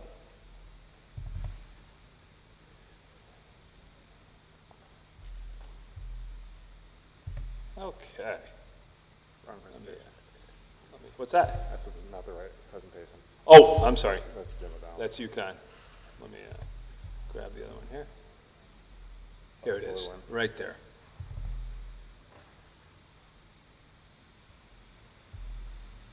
Okay. We got a mouse to work for I'll this. start it for you. Yeah, we have, it's this pad right here. Okay. And then use the arrow keys to advance. Yeah, and you can, whoops, let me enable that content there. Uh-oh, here we go again. Shoot. Enable the content if you can, you can get that. Oh, I might be able to It's just like, hit it's like enter. Robin Hood. There it goes, There you okay. go. Now I've got it, okay. All right. Take it away. All right, so I have a mouse. Okay. I'll be quick. I know it's been a long night. I appreciate you coming. My name is Carl Zimmerman. I'm from the Connecticut GIS office. And I'm not a hurricane guy. I'm not a flood person. I'm actually a data person. And where I work, we deal with location and geographic data, okay? And the nice thing about geographic data is that it allows you And a lot of the things you've seen have been underlaid by this. It allows you to create scenarios and models that can simulate hurricanes. And so our niche in the state is that we have the data that allows you to do a lot of this modeling. And we have it recent and we have it very fine scale. So you'll see some information that actually is at the scale of your yard, your front yard, your street, or your neighborhood. So FEMA and USGS and other big federal agencies tend to work in more regional scales. This set of data allows you to look actually at the neighborhood scale. So with that, I'll go forward. Okay, again, I'm from the GIS office. Our job is basically to manage and provide this geographic information. We have a new set of aerial imagery. If some of you have looked at your parcel data from the town of Darien, that data most likely comes from us. We also provide things like soils data. We'll talk a little bit about LIDAR data, which is elevation data. So it's a bunch of data. And as Doug mentioned, because of computing power, we can simulate something across the entire state. So instead of just doing, I started off as a landscape architect. So I would, one of my first jobs is to hand contour 640 acres of the Sharpie. It took me like 4 days. I was very proud of it, but then when I took a GIS class, I could do it in 5 seconds. And this is what the scale of this allows you to do. It allows you to look at environmental problems at scale across the entire state in a very rapid way so that you can try out different scenarios. This is our home for our office, so there's a bunch of resources on here. You can look at digital mapping on here and play around with that. We don't have time for that today. I will say at the end, I did put a little link to a web map that shows coastal inundation, flooding, and buildings. It's site level, so you can pull up your own house on it. I don't think we have time to show it. I wanted to talk a little bit about GIS data because this underlies everything you've seen, and I just want you to have a framework in your head. So on the left, that's an aerial image. It's called a raster. It basically is like your digital camera, right? But the thing about this one is that it sits on a geographic format. So if you go to that, say that building on the top, on that map, you are in exactly the right location spatially. So once you have that, you can add other things with it. And that's the beauty of this GIS software, is that you can combine different data together and you know what the spatial relationship is almost exactly. In the middle, you have elevation data. This is called LIDAR. This is, imagine a giant cloud of points, each point in exactly the right location. And so with that, you can find the location of your trees, your top of your building, and you have that all over the entire state. So again, you combine all these data sets together, and you have a model of reality that you can use for hurricane scenarios. Okay, the one you may be most familiar with is the vector data. This is something you would have seen in your algebra or geometry class a long time ago. The key fundamentals here are the point, line, and polygon. So a point might represent a light pole. A line might represent the middle of the street. So you create a system of lines and points, and then you have the streetscape, the fire hydrants, the trees, and then a polygon could represent your building footprint. So these are the primitive elements of a GIS, and together they all sit in this geographic system, and again, they allow you to model environmental data like we've seen. Yeah?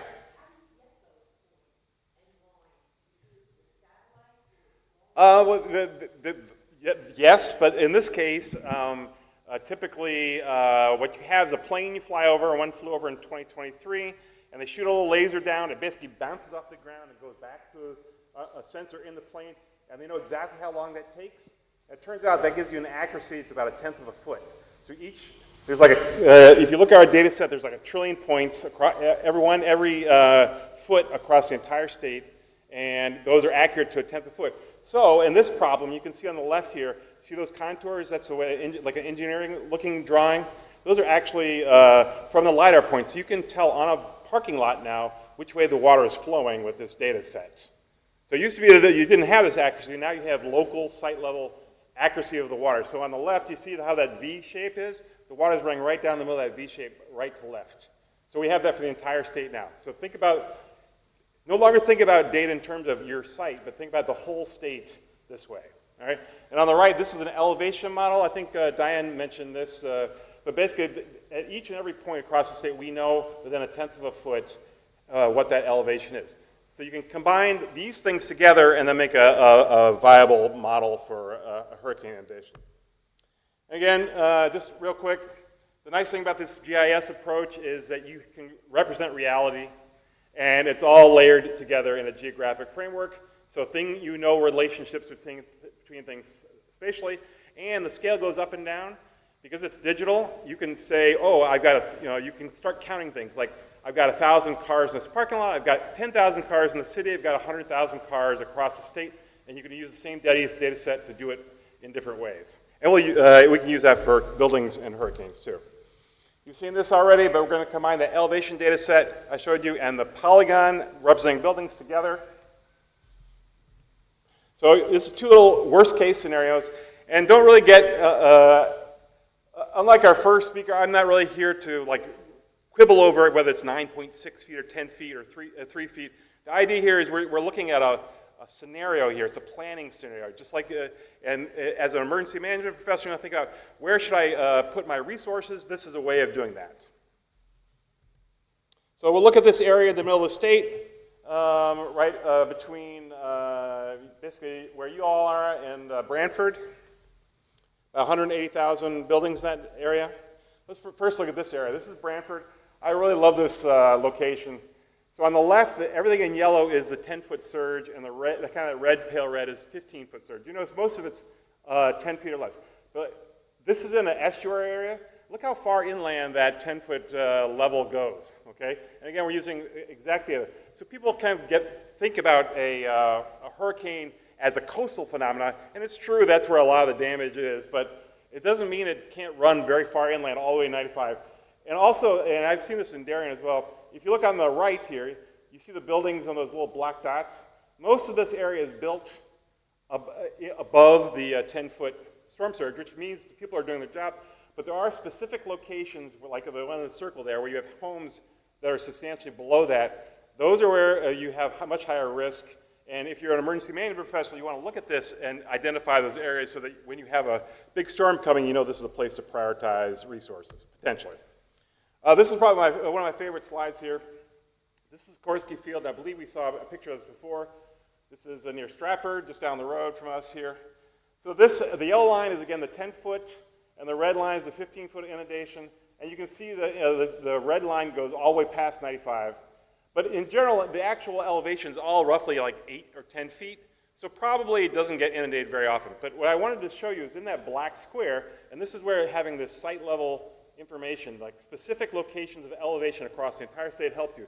Notice that little area of yellow and orange colors in the middle there?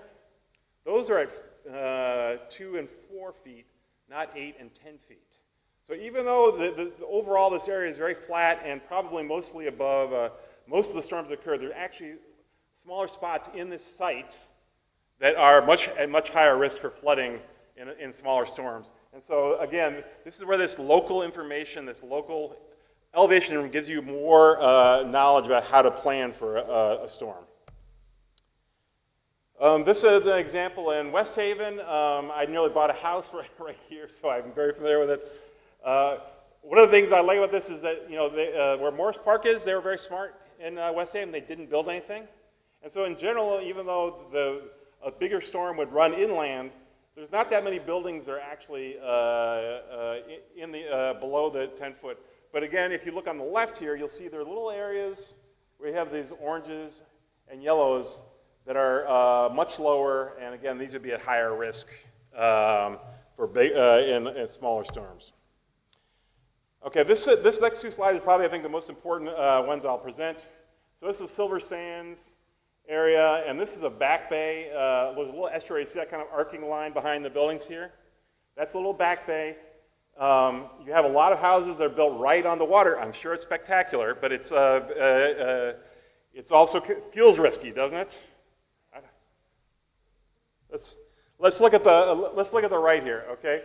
So the red color is the highest elevation, and then as you get the lower colors there, like yellows, those are lower elevations. So in fact, if you look at the coast here on the right, going kind of left to right, those houses are higher than the ones behind them. So it kind of flips what your expectations are at the coast, right? So these buildings are higher, but they're close to the wave action. But now you go farther back, and the colors get yellow. Now look carefully on the left here. This is the blow-up of it. That, I believe, is Cooper Street, the lowest one of those streets that go back. Notice the color, that's orange, okay? So in fact, what's happened is that when they built that, whenever that was, they actually filled that area, okay? So it's up higher than the surrounding, but the next street up, which is, I don't remember which one, but the next street up is yellow. So what that tells you is that street is in fact 2 or 3 feet lower than the street next to it. So in a storm, the big storm, the water will come over that front and fill up that back bay, and the water come back this way back towards the higher ground. And that street in particular will be much more likely to flood. And if you look at the street level, you can see a lot of those houses aren't built on stilts. They're in fact at ground, and so these are much higher risk areas. So this is the kind of thing you can use the site level data as an emergency management professional to prioritize your work if you know a storm is coming. And just kind of this, I mentioned this ability to summarize things. So in this area, these areas I showed you, that's 9,300 buildings would be impacted by the 10-foot surge, 1,800 that 15-foot surge, and that's again close to $7 to $10 billion worth of possible assessed damage. So these are very, very big numbers, and the GIS system allows you to summarize the site level knowledge across a whole region.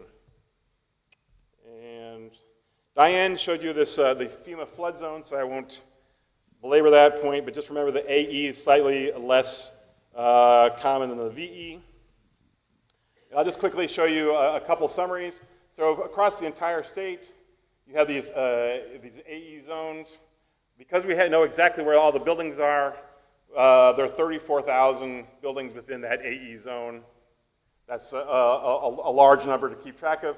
And interestingly, almost 2,000 or 4,000 square feet or more, which represents probably commercial buildings. So those would be things that might be grocery stores or other kinds of higher value commercial type real estate.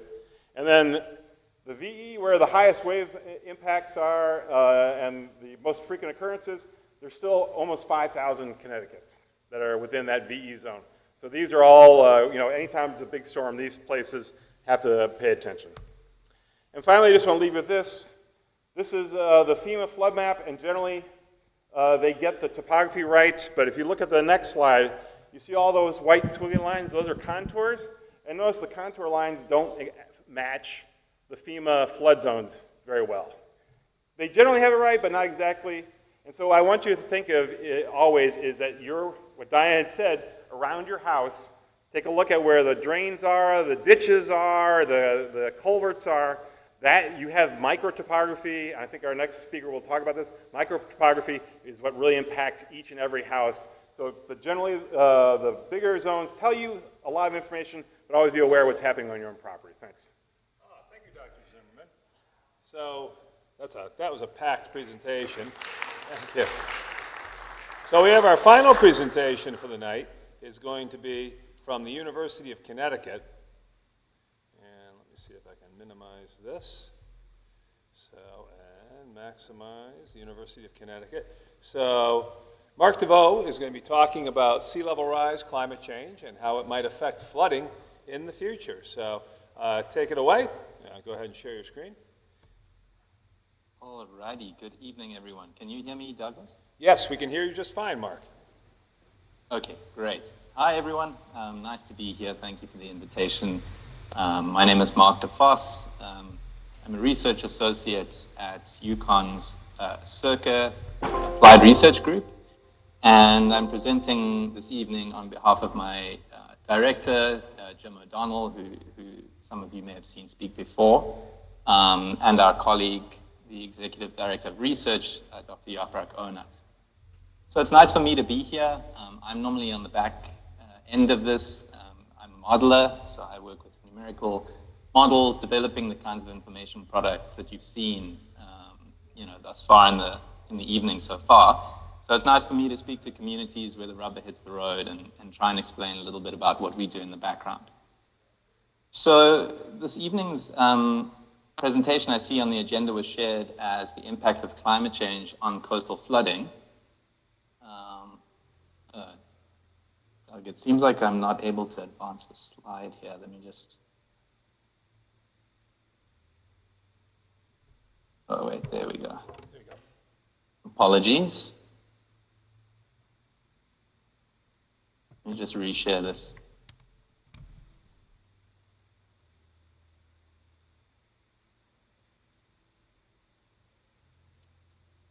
All right, are you seeing the PowerPoint again? Yes, we are. All righty.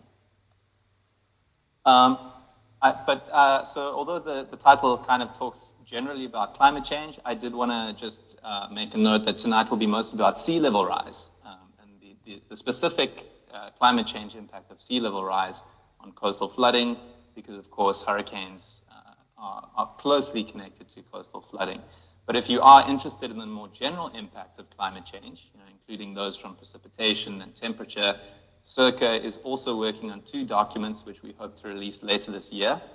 The first one will be a peer-reviewed academic-style paper, which is evaluating a range of climate projections with a specific emphasis on the state of Connecticut. And what we're trying to do there is be very strict in our assessment of the reliability of these climate projections thus far on the climate that we've observed in Connecticut thus far. And then the second document will be a more public-facing report-style document for use by planners and managers and residents on the general impacts of climate change that we can expect so far based on what we're seeing in the climate projections. But like I say, tonight will be focused on sea level rise. So there's a quick outline. I'm going to talk to you about mean sea level in Long Island Sound from measurement. That is what we observe, not from computer models, but what we actually measure from the various tide gauges around the state. I will show you how small changes in the mean sea level create large changes in flood risk. So we often hear, figures 10 inches, 20 inches, which doesn't sound like a lot in the context of a 4-foot, storm surge or tide. But I'll show you how those small changes in the mean sea level can actually make a major difference to your flood risk. I'll explain a little bit about the CIRCA guidance, which we circulated around 2019 of 20 inches by 2050 and where that came from. And then I'll also talk a little bit about our latest update to that guidance and why it actually hasn't changed much. So there's a spoiler for you.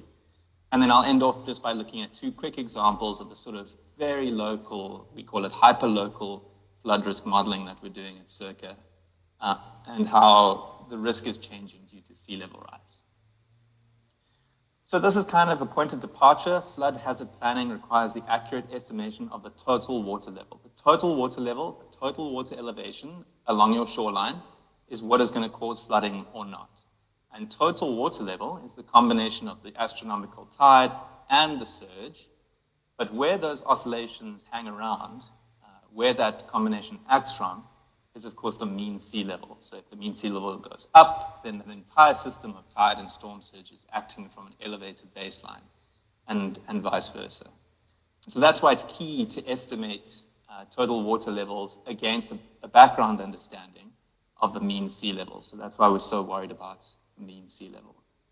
And that's why we say that Connecticut should plan for a mean sea level rise of up to 20 inches by 2050 in Long Island Sound because of this augmentation that it has to your flood risk. So this is Long Island Sound. I'm sure you're all familiar with this kind of a map. And what I highlighted here are all the various tide gauge locations, and the dates that Jim O'Donnell has put up there are basically when those records started. So we're quite privileged in this part of the world that we have a number of records, and quite a few of those records are quite long.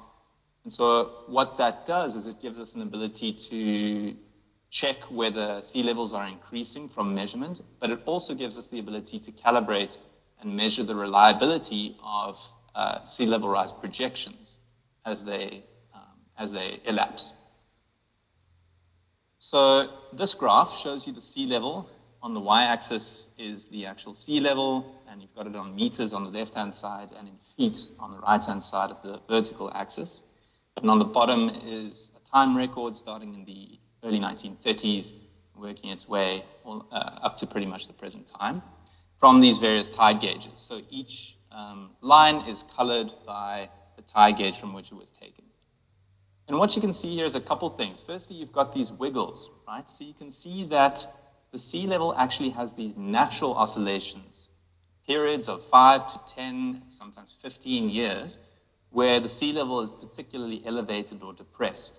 And that's not necessarily climate change. That's natural variability, and that's associated with large-scale, very slow-moving, and long-term natural climate variability. I'm sure you've heard of El Nino and La Nina. That's a long-term climate variability cycle called ENSO, the El Nino Southern Oscillation. That's probably the most famous of the long-term, what we call low-frequency natural cycles of climate variability. And there are others. One of them is the North Atlantic Oscillation, and there are lots of them. And these are the kinds of things that cause these wiggles that you see lasting a couple of years. So the fact that you had a particularly high sea level in year X, or in decade Y, is not necessarily the result of climate change. It may be that you're at the peak of one of these natural cycles. And I think this is important because we often hear the throwaway line that, the climate has always changed, weather has always changed, as if, the people looking at these things aren't aware of this. And just to say, put your mind at rest that we are keenly aware of this, and there are ways, to take these things into account when we develop the statistics.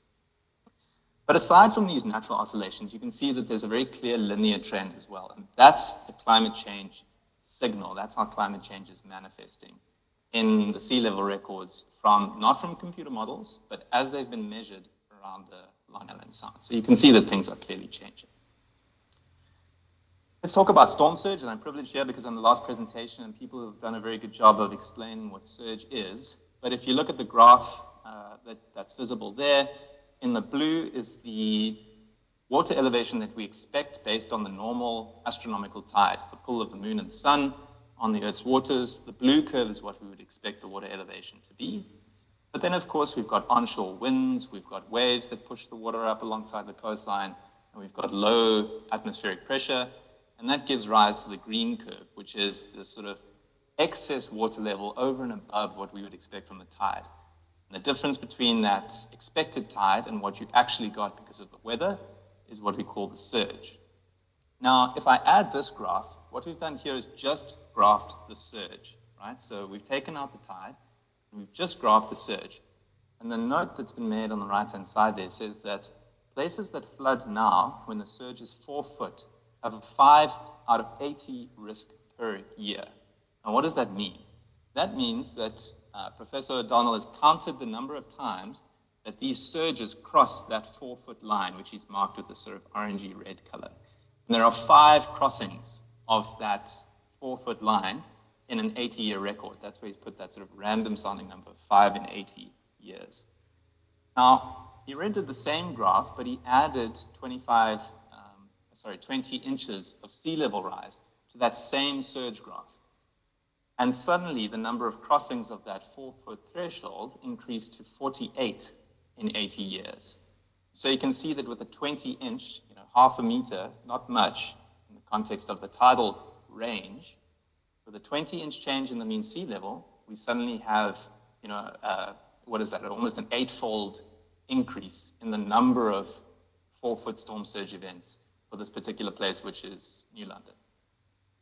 So to formalize that statistically, what we do is we look all around the state and we apply a technique called extreme value analysis. And these are just statistical techniques of basically looking at, the tail end of a distribution, meaning the very extreme, very improbable events that are few and far between, but have a very high impact. That's called extreme value analysis. And this is a very complicated looking graph, but there's really only one important thing that I want you to look at. So again, on the left-hand side, the vertical axis, we've got water levels, this time in meters. And on the bottom here, we've got the return interval.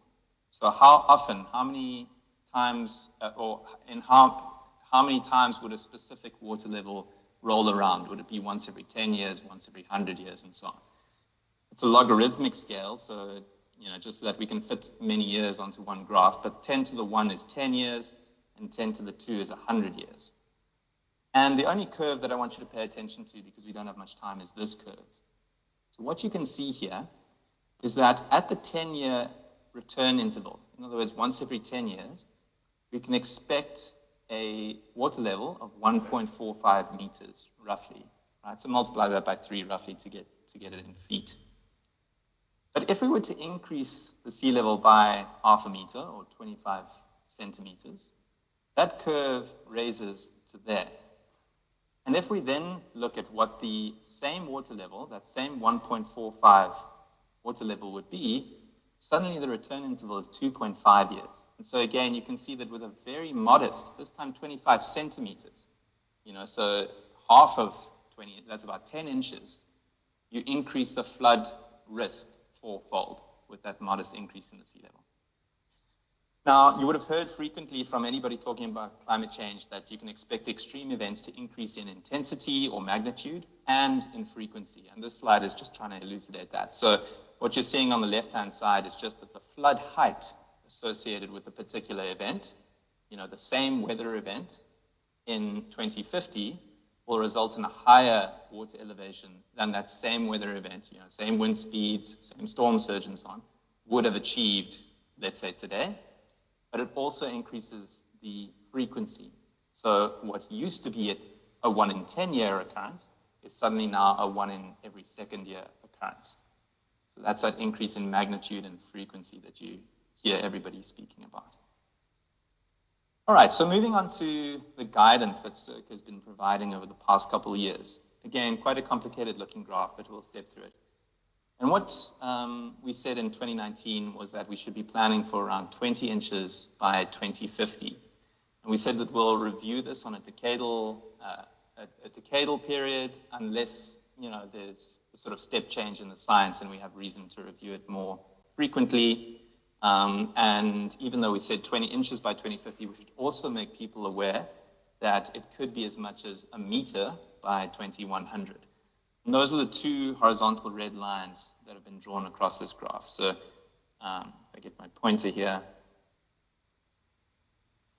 half a meter or roughly 20 inches by 2050 and 1 meter by 2100. Now, where do these numbers come from? Let's take a closer look.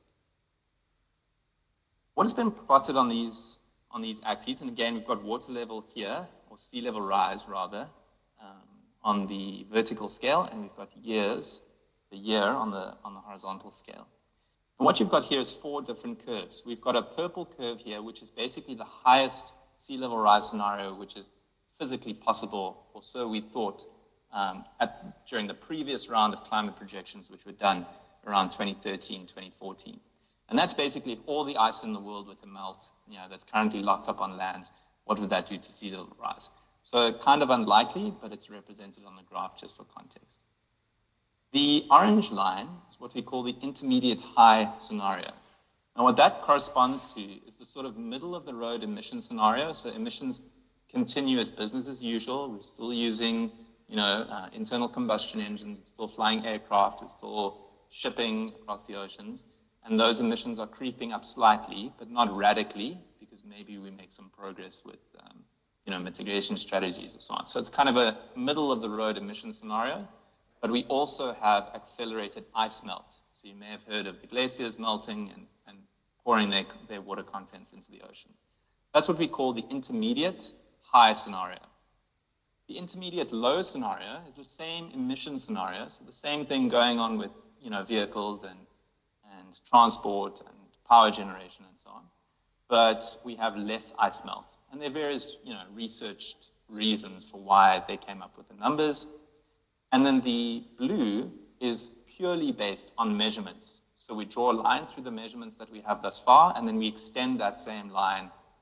We just extrapolate the line through to the end of the century. And that's where we get these 4 curves from. And the 20 inches by 2050 came about because Jim O'Donnell was looking at the upper bound of the intermediate low scenario and the lower bound of the intermediate high scenario. So it's basically this area of high confidence that whether we have this high sea level rise scenario or whether we have this low sea level rise scenario, this 20 inches by 2050 is in between those 2 curves, and therefore we have quite a high confidence that that is what is going to be the result. Right, so that was based on climate projections from about 10 years ago. And it's now come about that we have a new generation of climate projections called CMIP-6. CMIP stands for the Coupled Model Intercomparison Project, the 6th generation. And that's the set of climate projections that underpins the IPCC. You may have heard of the Intergovernmental Panel on Climate Change. These are the model projections that underpin their work. And so that update rolled around, and we decided to review this 20 inches by 2050 and see whether there's convincing evidence to change it. So what you're looking at here is now a bit of a hybrid graph. Again, we have those measurement records in the different colored curves in this part of the graph that you've seen before from all the tide gauges around Long Island Sound. If we were just to continue the trend that we've seen in the measurements thus far, we would get this black line that we've extrapolated, yeah? And then what we've done in the blue shading here is the new and updated middle of the road scenario. It's now called SSP 245, and we don't really have time to go into the specifics of what it is, but it's kind of a business as usual middle of the road scenario. And then these red dashed lines here are we have no appetite for climate change mitigation. We're just going to continue burning fossil fuels as fast as we can. We're going to prioritize economic growth. That's the scenario that you would end up with here. This gives you a cone of probability about what the sea level rise scenarios could be. Again, in feet on the right-hand side and in meters on the left-hand side. So what we see here is, as of 1995 to 2015, when this zero was determined, so you'll see here on the y-axis, zero is, we draw a line through this period here, 1995 to 2015. And if we look at 2025 so far, we've already had about half a foot of sea level rise, right? So clearly things are changing. But if we look at 2050, that half a meter or 20 inches is still well within both confidence bands of the middle of the road emission scenario and the extreme emission scenario. And so we're fairly confident that that estimate is still highly probable, and we don't see convincing evidence yet to revise that figure of 20 inches by 2050. Finally, I'll leave you with two case studies. So another thing that we do at CIRCA, and this is particularly where I'm involved, is we develop very, very high resolution, meaning very high fidelity. And the analogy here is think of an old pixelated photograph of an area versus a very, very, very fine, high fidelity photograph from your latest iPhone of an area. So we run these very high resolution hydrodynamic models, which simulates waves and winds and tides and storm surges for particular areas, and we see what the resulting flooding would be for a particular area. And what I'm going to show you here is just a project that we did down in Stamford. So you can see Shipman Point quite clearly here. The hurricane barrier that we heard about here is sitting in this area over here. And we ran various scenarios. They were all based on Hurricane Sandy, or Superstorm Sandy, but we simulated Sandy and the effect of the same storm with different sea level rise scenarios. So what you're going to see is an animation of flooding here. And in the top left-hand panel, you've got no sea level, so it is the present-day sea level. In the top right-hand panel, you've got 25 centimeters of sea level rise, so about 10 inches of sea level rise. And you'll see the difference of the flooding with that slight bit of sea level rise. Bottom left, you've got half a meter or 20 inches roughly of sea level rise. And in the bottom right, you've got 100 centimeters or 40 inches of sea level rise, which is something we could see by 2100, for example. So I'm going to run this simulation here, if I can.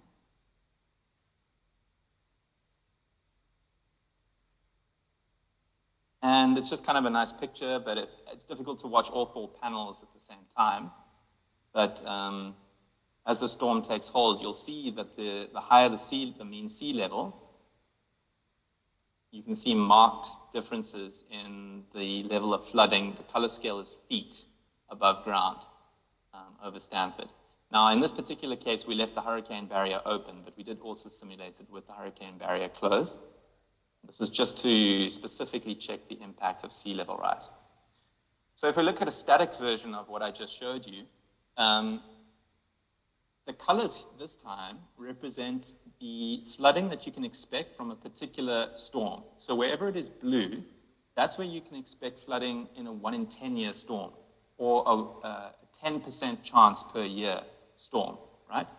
Everywhere where it is green, you can expect to flood in a 1 in 50 year storm. Everywhere where it is purple, you can expect it to flood if it's a 1 in 100 year storm. And everywhere that is red will only flood during a 1 in 500 year storm. And this is the current scenario with no sea level rise, but the hurricane barrier open. If we then add 20 inches of sea level rise, a couple of things happen. Firstly, you can notice here that what was previously red, in other words, what would previously only flood once in 500 years, or a 1 in 500 chance per year of flooding, is suddenly now a 1 in 100 year, or 1 in 100 year, per year chance of flooding, right? So things are more likely to flood than they were with 0.5 meter or 20 inches of sea level rise.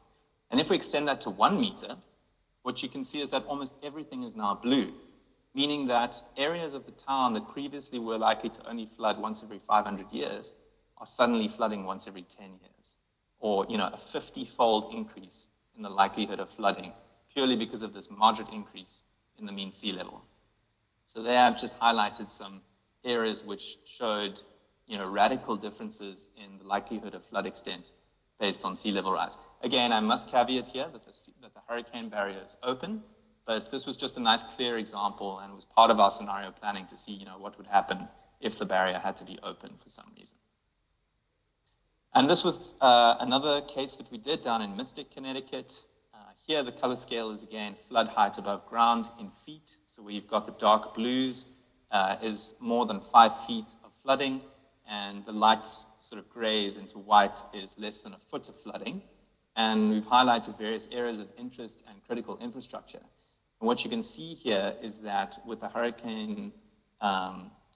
Superstorm Sandy type storm, but with 20 inches of sea level rise, you've got significant flooding, to a great extent into the downtown area and affecting a lot of critical infrastructure. And this was all based on very, very high fidelity or high resolution hydrodynamic modeling, where we're trying to take into account as many of the relevant processes and represent them as faithfully as possible. And we use products like the LIDAR that you heard about in the previous presentation to give us a very faithful representation of the elevation. So we draw on data from all over the show and then combine it using our modeling systems. So some concluding remarks. Clearly, sea levels are rising. We've seen this from climate projections, but we've also seen this very definitely from measurement records. So this is no longer confined to computer model conjecture or pure forecast. We have observed sea level rise around Connecticut. I've shown you that modest increases in the mean sea level can dramatically raise the flood frequency and depth. So yes, 20 inches is something to worry about and be concerned about, and even 10 inches, as I've shown you in some of the examples, can cause a marked difference to your flood risk. Currently, we don't have strong evidence to revise the projection of 20 inches by 2050 along the CT shoreline, but I just want to caveat that as a scientist by saying that, of course, these are dynamic figures. So if, for example, there's a change in emissions, or there's a particular intervention in terms of mitigation or adaptation strategies, somebody builds a hurricane barrier somewhere, then obviously those numbers may change. So it's important to continuously revisit these numbers and check that they're still relevant.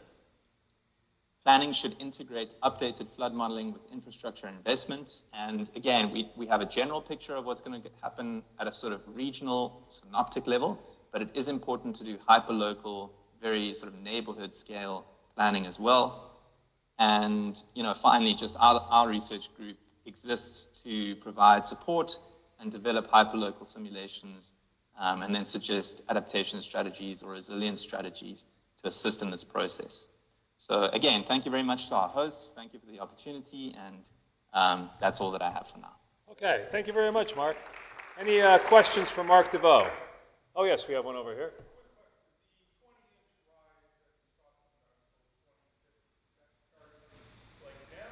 Yeah. So Mark, The 20-inch rise Yeah. you're projecting by 2050, is that between now and 2050, or is that between, say, 2015 and 2050? That's a great question, actually. I should have clarified that. So that is based on something called the National Tidal Datum Epoch, which gets updated from time to time. I think the latest update to that ended in 2015. So that would be relative to the sea level that you were accustomed to in the sort of early 2000s through 2015. Great question. Yeah. Any other questions for Mark? Okay. All right. Thank you very much, Mark, for a great presentation. Thank you. So, all right, we're going to wrap it up here. Director, did you want to say anything? Or okay. So I'll do the wrap up. We thank you for attending. I'm going to send out copies of all these presentations. I like to say the more you talk about a disaster, the less likely it is to happen. So hopefully these workshops will keep the hurricanes away from us this year. But you will all receive a copy of all these presentations, and we'll put the Dams 101 presentation in there too tomorrow in your emails. Thank you very much for attending. Have a nice night. Yeah.